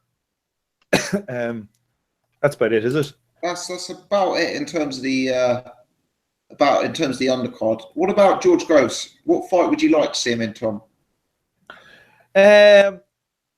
Look, I don't ever really want to watch George Groves fighting. Now, I think he's kind of shot. I think if I was George Groves, I would fight James DeGale. They could fight in September. They could do it outdoors. Sell 40,000, 50,000 tickets. It's not a Wembley fight. George Groves is two shot, and so is James DeGale. So they do that, do it on pay-per-view, make a bit of money, retire. Who I'd like to see him fight would be Benavidez and beat him out of the sport. Sorry, Team Groves. Yeah. So Team Groves won't be pleased. Okay. Guys on the panel, spent the majority, we spent over 90 minutes on last week's boxing, which was the intention really, because it's the main talking points. Before we move it on, just wanted to check, anyone want to get in on the Olympians, George Groves, Jamie Cox, and anyone got anything more to add on last week's? I've got one more thing to add, actually. I forgot to say it. I know I've heard people saying that Eddie Hearn was being honest when he talked about Dave Allen like that. And he was, I think, being honest. But I still don't think that's the right thing to do. Alex Ferguson would never criticize, or very, very rarely criticizes players in public. He'd fucking roast them in the dressing room and defend them in public. And to be honest with you, that's, I think, what Eddie Hearn or a promoter should do. They should rip their own fighter in private and defend them in public. So that's so I don't agree with, and I think it's the right thing. I don't agree with doing it, but I just thought I'd say that. Is he doing the same thing with Paul Smith then? I don't know what he's doing. What did he do with Paul Smith? Well, defending him, saying he deserves the title shot, etc., etc.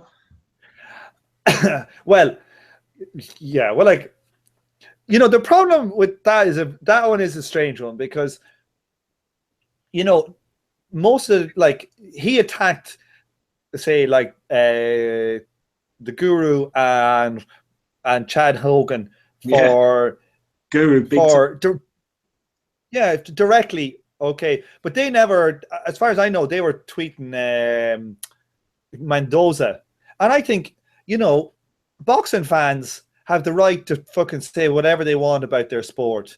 Eddie Hearn, his priority is to make the fight for his fighter. So I don't I'll slag Eddie Hearn for paying bribes to the WBA to get Paul Smith that ranking. But in the system we have, that's how the system operates. Yeah. But so we can slag Eddie Hearn for it, but we should expect it from him. But Eddie Hearn can't, I think, he should shut his mouth when it comes to slagging fans for giving out about corruption in the sport, because that's just pure corruption. So I think Eddie, I expect promoters to do that, but I don't think they've got any foot to stand on when fans give out about it. It's like politicians giving out about politicians giving out about people complaining about corruption in the politics. It's give us a fucking break. I was playing devil's advocate there.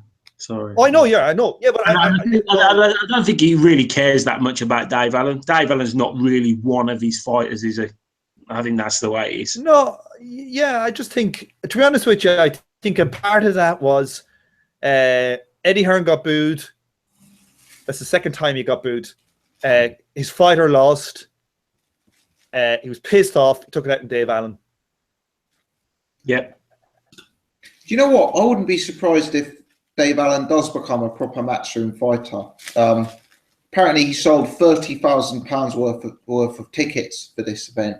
And whether he's world class or not, people talk about him, and people talk about him at great length. There'd be far more interest in seeing Dave Allen fight for a British title than fighters like Nathan Gorman and Ian Lewison, who are possibly better fighters than him technically. So I'm not completely sure we'll have seen the last of Dave Allen in fights of this nature. But anyway, I'm just rambling on there. Let's, Paul, did you have anything else to throw in about last week's boxing, mate? Or are you good? No, not really. Not about last week's boxing. I wanted to mention something else, but I'll mention it at the end, mate, I guess, when you ask for any last thing. All right, cool. Is that the thing you put in email earlier, Paul? Oh, no. No. Didn't know if you Okay. would have up anyway. Yeah. So we'll move it on to the news in boxing. What we're going to do now is I'm not going to ask a specific panelist for an opinion. I'm just going to throw it out. And, you know, anyone who wants to speak on a topic can speak on the topic. So first topic I wanted to put out there was Josh Taylor versus Ohara Davies. We had the press conference this week, and Ohara Davies was very quiet. He even said, it's called bad blood, but there's no bad blood for me. I'm sure Josh Taylor's a nice guy. What's this all about? You know, Ohara Davies has been animatedly calling this fight out for a long, long time. Is this, some people are speculating that it's tactics, given that it's on a rival promoter's show, not to try and hype the bill too much? Anyone have anything they want to throw in on that? I think it proves that Ohara Davies is quite a clever fella. He's worked the game, he's worked the system, he's said what he's got to say, he's got his name out there. I think with this fight, it's different because he'll bring a good crowd, Josh Taylor. It's a home sort of thing. You know, he's obviously been guaranteed his purse. So I think he just thinks I don't really need to do anything now. I think if it were in 5 fights' time and there was a pay-per-view on the line, I think his attitude would be very, very different. And there probably is also a tendency that they've had a chat with Eddie Hearn and they've sat around and thought, yeah, don't bust your ass on this one. Don't go over the top on this one. Don't worry about it. Just take the fight. I think Ohara Davies is very shrewd and very clever, even though he may not come across it. But I think he knows, he studied it. He knows how to play the game, and he's playing the game very, very well. 100%. Yeah, 100%. And I don't think he's doing the McGuigans too many favours by being all polite and saying that he'd probably take Josh Taylor for a drink. You know, that's not the usual build-up. But anyway. They hate it. You can tell. You listen to Barry McGuigan's interview. It's only a matter of time before, you know, he goes back to the real person that he is. Josh Taylor saying the same thing. Shane McGuigan saying the same thing. They're disappointed because they've got to sell the show. And he thinks, I don't have to sell this show. So, you know, they're one of the reasons that Ohara Davies is a draw and is an attraction because of his mouth and to the position he's got him in. And then all of a sudden he shuts up. So Ohara Davies is a very clever young man. Certainly, he is creating a lot of hype around himself. If he's talking, if he's not talking, you know, it's making headlines, I guess, in the boxing world. Anyone else want to get in on that one? Well, I'm not sure if his arse didn't go a little bit in front of Josh Taylor. You know, like, I'm not sure he's as shrewd as everybody makes out. To me, he seems like a little bit unsure of himself, even when he's being gobby. He always seems a little bit sort of tentative, sort of like, kind of, should I really be doing this? Is the kind of body language he gives off to me. And I'm not sure if, like, Josh Taylor just kind of, like, really kind of put it on him, take them glasses off and that. And I don't know. I don't know if his ass didn't go a little bit. It may be a little bit of kind of like not wanting to just think, you know, like Jay just said, like not wanting to, not really caring now. But I think that's bad. That's shows a bit of a lack of foresight for me because just because he doesn't need to sell this fight, he has there's something in it for him to continue to build that name, to continue to sort of like talk himself up and keep up that reputation as a bit of a trash talker and whatnot. I think that would, but you know, bode well for him for the future as well. So I think maybe he lacks a bit of foresight if that is what he's doing. You know, it's another reason why I'm not sure guys like Errol Spence are ever going to be stars. You know, they're not going to be Floyd Mayweather level because guys like that sort of like get to that elite sort of like mega star sort of status, they're usually guys that something polarizing about them. They're like real wankers when it comes to the face-offs and whatnot. And kind of Errol Spence is just a little bit. He's got about as much about him as the jacket potato I had for dinner had about the same kind of like personality. And it's just kind of like it when you do that and you just go all like low volume, if you like, in the sort of like context of a press conference and start saying, "Have a good day, Josh." It's kind of like, what's that? I don't know what that's all about. So I'm not so sure he's as clever as. To be honest, I think he knows he gets this fight out of the way. He goes back to Matchroom and he goes back to his gobby ways. I think that's what he thinks. He's back on the Matchroom card, and then he'll start building the bandwagon again. It's just this occasion he's had to jump ship and go over there, but otherwise that won't happen again. Very rare. Once he gets big, there's no way he's going to be jumping over to Cyclone again. Might be right. I just think he's trying to be kind of unconventional. Look, he's got all of us boys talking about him. Yeah. Talking about him and not Josh Taylor. But I don't think it's got to do much to do with it. It's not a Matchroom or anything. But I just think he's just trying to throw them in a loop. But, you know, who gives a fuck? We'll see what happens when the fight comes. Taylor's going to school him. Picking who? That's what I want to know out of you lot. Who's picking who? Taylor. I can't decide, mate, but if you put a gun to my head right now, I'd go Taylor. Jay? I've started to edge toward Davies, to be honest with you. I like Taylor a lot, but I think it might be a little bit too early. I could see myself switching to Davies. I could. I'm teetering. He's away from home on an opposition promoter's thing. So if it's a 50-50 fight, he's going to lose. I think you might knock him. And I don't think it's 50-50. I think the amateur experience might make up for the slight discrepancy in the amount of pro fights, and I think Josh Taylor's got a lot more in his toolkit than Ohara Davies. I mean, when I look at Josh Taylor, I see a potential world level fighter. I'm not sure I do see that when I look at Ohara Davies at this stage. In that Dave Ryan fight, like. Josh Taylor just showed everything for me. He looked like a very, very complete fighter. And I've never looked at Ohara Davies and thought that's a very, very complete fighter. I think Taylor wins this. See, my opinion, I was equally impressed by that performance against Dave Ryan. I thought that was a really taking performance. But I've seen him fight subsequently twice. And I've been uninspired by both of those performances. So when I look at what I think of Josh Taylor, really, my hype around Josh Taylor is based purely on that Dave Ryan fight. Now, Dave Ryan's a solid enough fighter, but he's a domestic level fighter who'd been hugely inactive, had problems making the weight, and, you know, was very much in the autumn of his career. I think Ohara Davies has fought a higher level of opposition. Ohara Davies schooled Andrea Scarpa, who was a very, very good fighter. No, he wasn't. Dave Ryan, in my opinion. He knocked out Derry Matthews, who was a guy who'd fought at a lot higher level than Dave Ryan, admittedly in a weight class one below.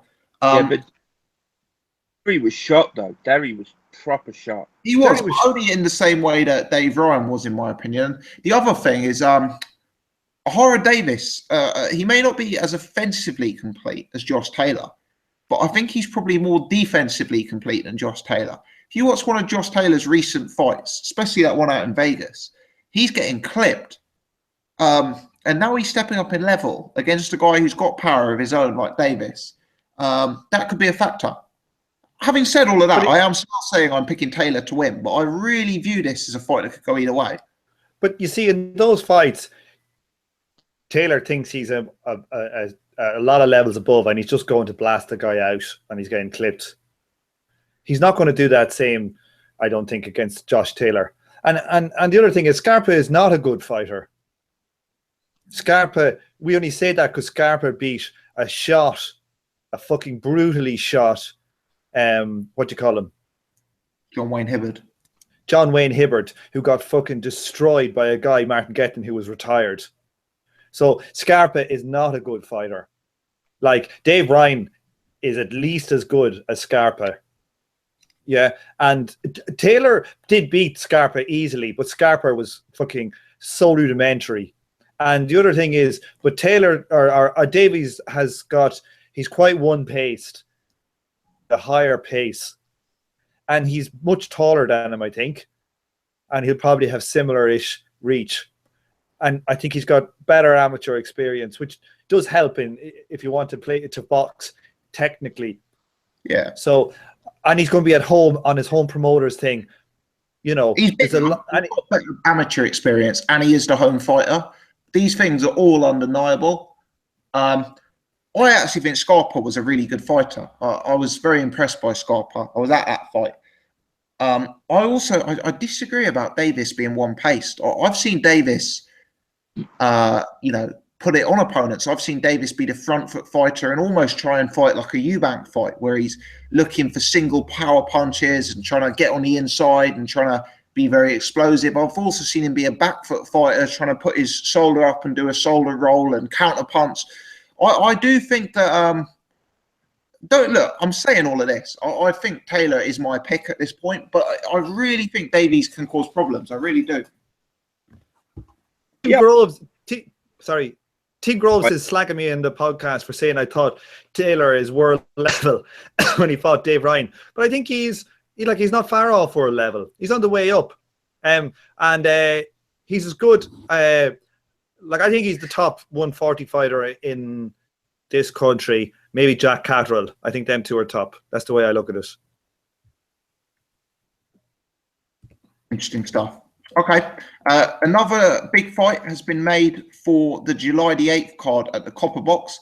This is a fight that will take place the same night as Ohara Davies versus Josh Taylor, which is slightly unfortunate, really, because you wonder how much success the card will actually have, when there's a domestic fight available. But so far, added to that bill, we have Gary. Oh God, I'm going to pronounce this wrong, and Irish is going to pick me up on it. We got Gary Corcoran. Oh no, I've done that wrong, haven't I? How do you pronounce it, Iris? Corcoran. Gary Corcoran versus Gary Corcoran. Larry Okundeo, who's an undefeated fighter, and the rematch, Daryl Williams versus Jermaine Smile, is confirmed. So that's a very, very good rematch. So I'm not sure anyone's really going to have anything to say on that, other than, good to see that fight on again for the English title and Fight of the Year challenger last time around. So buzzing for that one, I guess. In terms of other news, Paul put forward a topic, which is a very, very interesting topic, actually. John David Jackson has hit some news this week in the build-up to Kovalev versus Ward. Some suggestion that he was made an offer, which he potentially entertained, to switch from being Kovalev's trainer to work alongside Virgil Hunter on the Andre Ward side of the play. Mind games or, some fact in that? What do you guys make of it? Well, I mean, it was being put out there as he had left, that he had actually left Kovalev and was himself trying to get over onto the Team Ward camp to kind of help him out. And I guess my first thought was, like Kovalev's kind of like should we say nature out of the ring had finally gotten the better of John David. But it turns out like they had the press conference, which Ward didn't turn up to, by the way. I mean, I think it's all and so yeah, they asked John David Jackson. What he actually said was that Ward contacted him and asked him to come and help them, and he wasn't going to jump ship, and he's not, and he is still training Sergey Kovalev. So yeah, I think it probably is mind games. What it did make me think was how this whole thing might affect Kovalev. He does seem to be getting kind of like a bit bothered by a lot of these things. He seemed pretty pissed off from I mean, I thought he won the first fight. I've made that perfectly clear. I thought he won it with a bit in hand, and I think he is struggling to let that go, and I'm not sure whether that's going to help him much, because anger is the last thing you actually want in a boxing ring, you know. And so I'm not sure whether those mind games might already have put Sergey Kovalev at a bit of a disadvantage here. For the first time since this fight got made again, you know, like I'm starting to think I might even pick Ward. I kind of like have been picking Kovalev all along, and I'm kind of starting to sort of like really think about that now. So yeah, we'll see. But it's interesting that it all came out like the way it did, and that. Yeah, definitely. Tom, Jay, anything to throw into the mix on that one? No. I think, well, I haven't really read that news, so I don't really know much about it, to be honest with you. As far as who wins, difficult to say. It was so close last time. I know that Kovalev's got to go out and start bombing early and not have any consideration for any sort of little power that that his opponent has at this point in time. So, yeah, once we get close to the fight, then I think I'll have a better idea of how it's going to work out. Jay, who did you have winning? The first time, yeah. In the first fight, I had Kovalev. I had Kovalev because of the knockdown. It was really close. I just think that you know he will know this time going into it. He will really need to step it up, which I think he took his foot off the gas a little bit at times, and I think he'll really need to step it up. And having fought Ward once, he'll have more of an opinion on his little tricks and his little inside work and his dirty tactics that he tends to use. Again, the same could be said for Ward, that he'll expect more and know what to get from Kovalev, and maybe have put the pieces together to try and get a more convincing win than he didn't get, if you know what I mean, the first time. Yeah, and I think one of the big things might be that, you know, like going into the first fight, there was Kovalev had this sort of like air of invincibility, didn't he? He was the boogeyman, wasn't he? He was just like blitzing everybody out, and I think that sort of like fear factor, if it was there before to a certain degree, inevitably it wouldn't be a human being to not have a little bit of that. I think inevitably that's going to be less now, because yeah, he dropped him, but he got back up, and kind of like I don't think that's going to be there to the same degree. So yeah, it's not to say I'm picking Ward at this stage, but it's made it a little bit more interesting for me. Well, both fighters will know what to expect from each other now. So it's who's made the alterations to their game to win that fight. I think that's what it's going to come down to. Who can adapt, and obviously Ward is the technically better fighter and probably more capable of making the adjustments needed to be made. It's just whether he gets caught again by Kovalev, and if Kovalev goes in 110% trying to knock his head off, then it could be an early night. Yeah. Guys, another topic which, to be honest, I don't really have the talking about too much, because we've been there before and it feels like a well-trodden path. But news is broken that the Tyson Fury hearing going to be substantially delayed, potentially several months. I'm hearing October now. Seems to be some sort of bizarre circumstances around why the initial hearing that was scheduled for May didn't actually go ahead. But it looks like Tyson Fury not back in the ring. Realistically, doesn't look like he'll be able to get his license back till October earliest. So things are not looking good for Tyson Fury. It'd be hard to see him staying in training when he's in such limbo. He's not necessarily a gym bunny, is he? So it's kind of hard to see him completely dedicating himself with this hanging over his head, which is disappointing, but it is what it is, I guess. Yeah, I think you've hit the nail on the head. Sorry, go on, Paul. Sorry, cheers, mate. Yeah, I think it's interestingly that the training videos that he was uploading every day have stopped since that as well.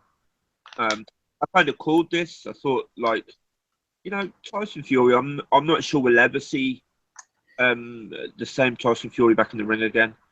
I'm really not. I don't know what the hell is going on with this this governing body. I mean, like 2 years this is now. It's just ridiculous. It's absolutely ridiculous. Yes, yeah, indeed. Let's talk about next week's boxing. There's 1 or 2 fights that I wanted to mention with regards to next week. Now, initially, this was scheduled to be a rather busier week of boxing. So, Shannon Briggs was due to fight Frez Oquendo for one of the WBA versions of the heavyweight title. As you guys know, that fight has been called off due to Shannon Briggs failing a drug test or something of that nature. Also, there was supposed to be a card at the O2 Arena headlined by Dillian Whyte versus Marius Wack, which is a card that's been cancelled subsequently due to Dillian Whyte getting an injury. But having said all of that, there's still a few bits of boxing this week that are potentially worth discussing. Out in Australia, Lucas Brown returns, and he will be taking on journeyman heavyweight Matthew Greer.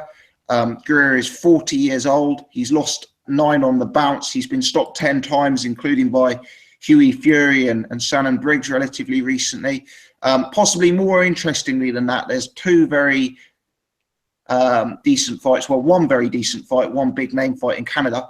The decent fight, Eleider Alvarez, 22-0, fights John Pascal for the WBC silver light heavyweight title.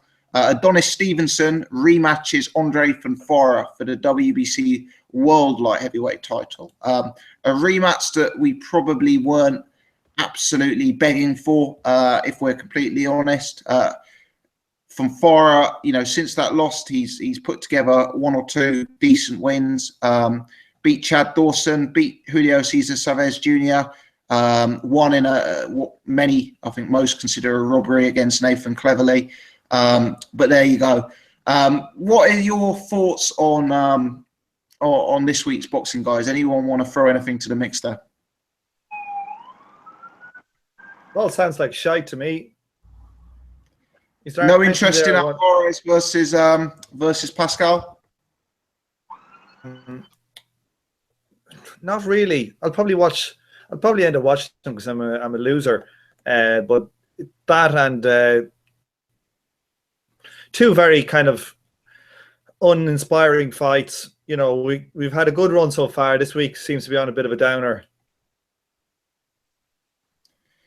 Yeah, indeed. What about Adonis Stevenson versus Fonfara? Do you think that's just a fight that's, really struggled to create interest, given that it's a rematch that we kind of already feel we've seen the result to? A rematch no one wants, yeah. For what has Fonfara done to warrant a title fight? He's just got sparked out by Joe Smith. They should have given it to Joe Smith instead. Adonis Stevenson is a joke. He's rivaling Kell Brook's fucking reign of terror at 147. Yeah, I think that's true. I think Adonis Stevenson really needs to. We all know where what we want to see from him, and so the Kovalev, he's calling him out now, isn't he? Saying he'll take on the winner. He's saying that now, but rarely comes out of Canada, does he? If he's ever been out of Canada, I don't know. I think maybe once or twice. So yeah, he's onto that belt through ransom, isn't he? And Fonfara is just another little title defense for him that he believes he can win quite handedly. Until he fights Kovalev, Ward, whoever, then we'll always judge him the same way. Yeah, I can't remember who put it in the chat, but credit to whoever it was. So I've just seen a tweet, and this is from Peter Fury's Twitter account. At Hughie Fury will now box on the 15th of July on Box Nation in Blackpool, according to Frank Warren TV just now. So that's a big surprise to me. Hughie Fury to box on a Frank Warren bill in Blackpool on the 15th of July. Did anyone else see that? No. Has he ever fought Dimitrenko? Not to my knowledge, no. There you go. Then there's your opponent straight away. Very odd, though, isn't it? You know, very, very odd. I thought they were going straight into the Parker fight. You know, him fighting on a Bill in Blackpool. You know, I guess it's a stay busy fight. Maybe he's been inactive for very, very long, but it's a stay busy and fill up Frank's cards once again. Yeah. Does Frank have a card in Blackpool at the minute, though? I can't recall such a card. He seems to have a card every week now. They Yeah. can't keep up. Yeah, indeed. And someone's tweeted Peter Fury. Peter, is Huey still WBO mandatory? Saying he is, yes. So presumably this is just some sort of stay busy fight, or something of that nature.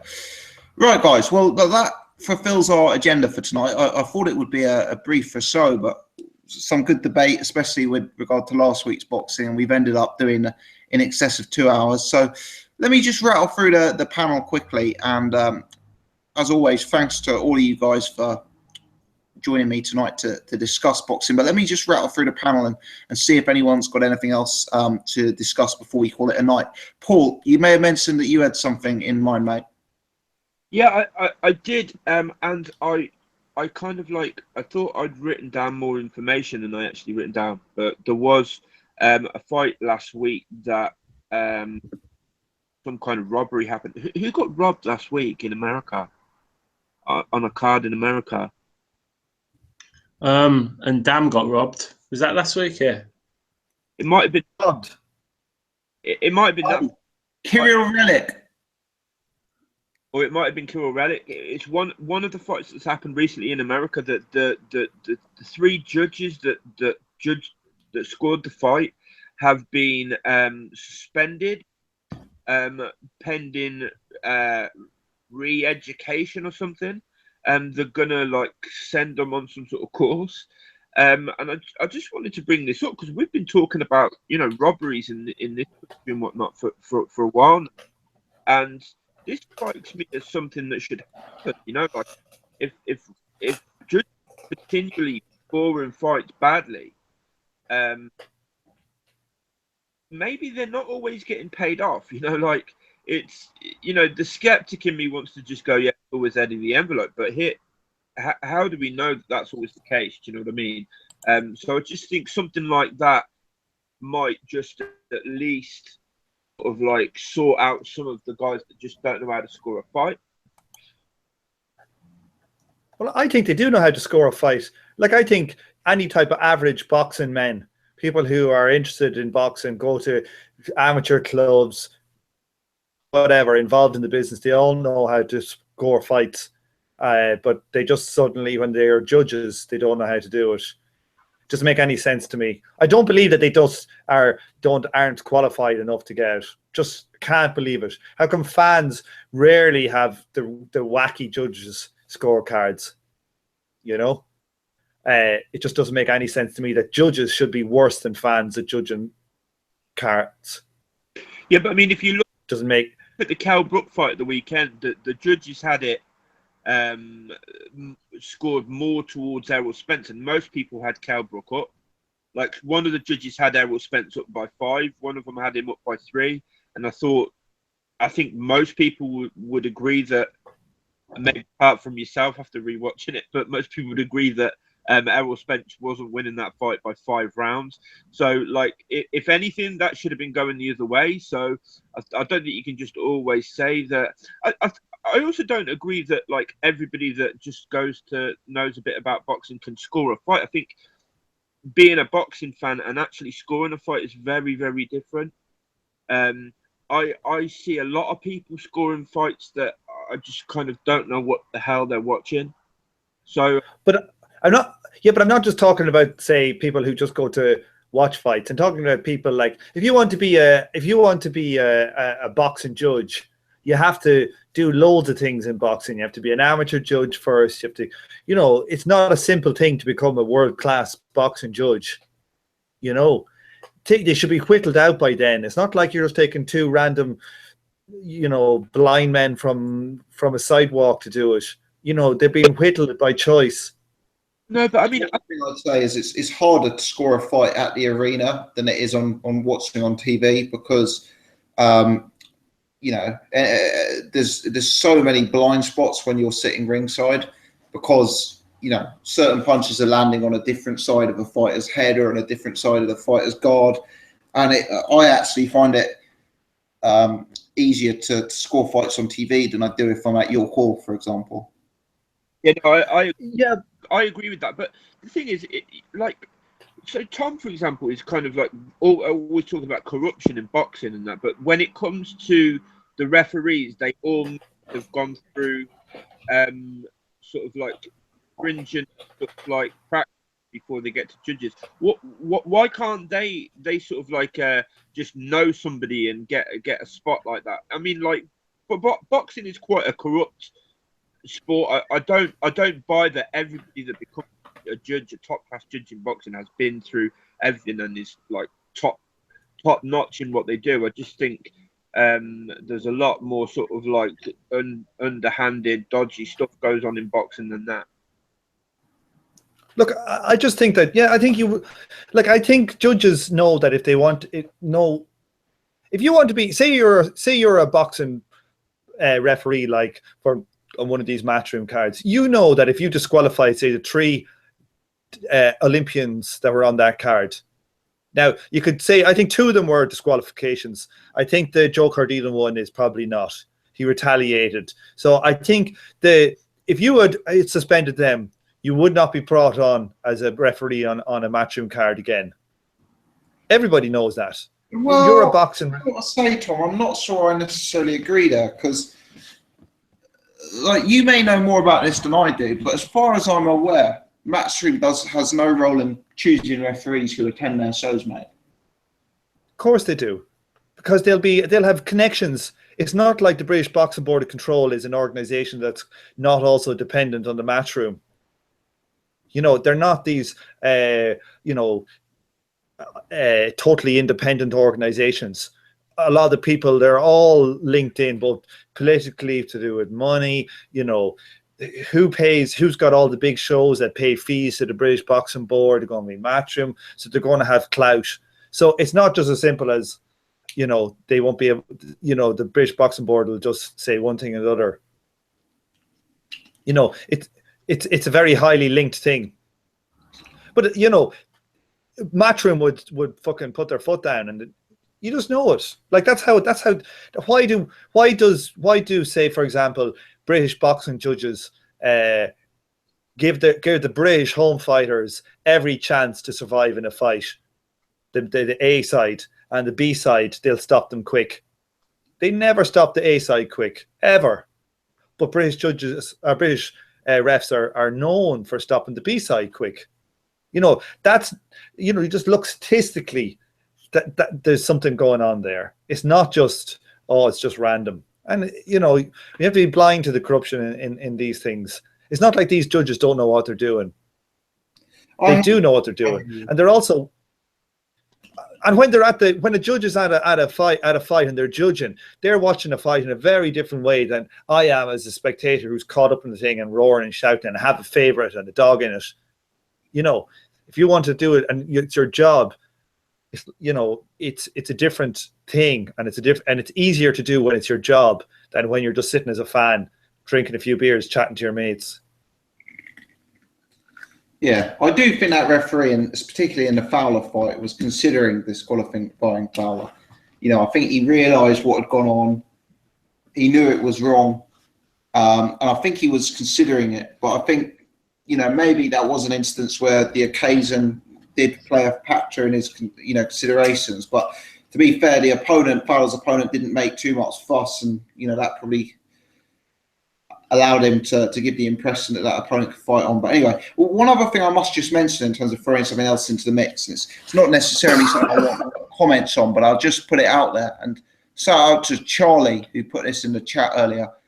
Tony Yoka, Olympic gold medalist, is making his professional debut this Friday in Paris. He's fighting a guy called Travis Clark, who I hadn't heard of. But Travis Clark is a 12-0 heavyweight with 8 KOs. And, I haven't heard of any of the opponents Travis Clark has beaten, but some of them have semi-respectable records: 10-6, 10-5, 9-3, 6-2. So it looks on paper, at least, like a relatively decent debut opponent from Tony Yoka, albeit the opponent's 38 years old. He's 6'1", and he's never beaten anyone we've heard of. So I'm not going to go too overboard, but worth keeping an eye out for that on Friday night. See how Tony Yoka gets on. Olympic gold medalist, beat Britain's own Joe Joyce, and one to keep an eye on, I guess. I think there's another fight as well that Kudryashov Duradola is cruiserweight.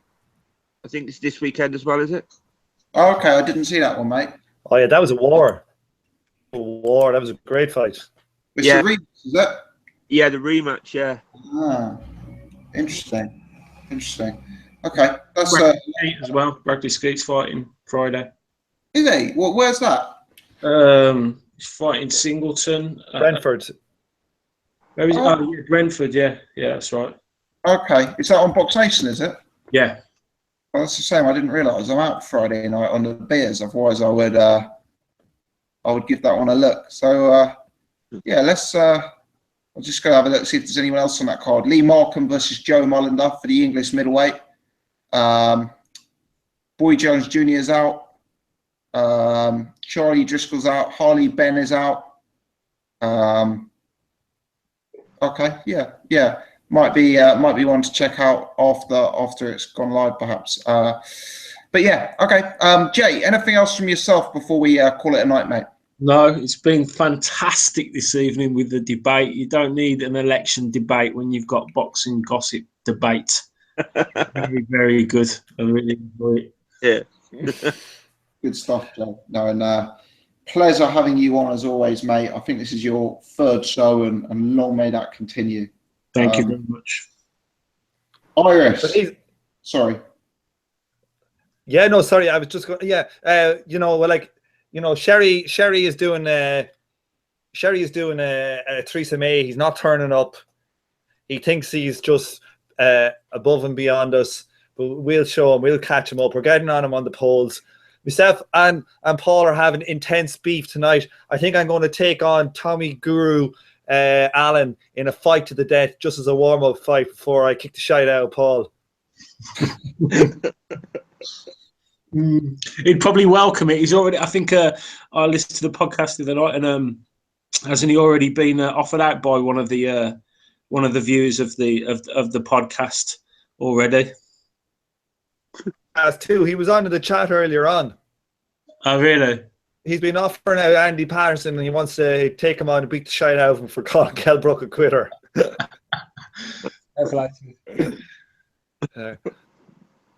Brian King. Brian King, I'm telling you, Brian King is well, I won't talk about Brian King, except he's blocked me, the fat fucking Scottish wanker. And I don't know what the fuck I said to him.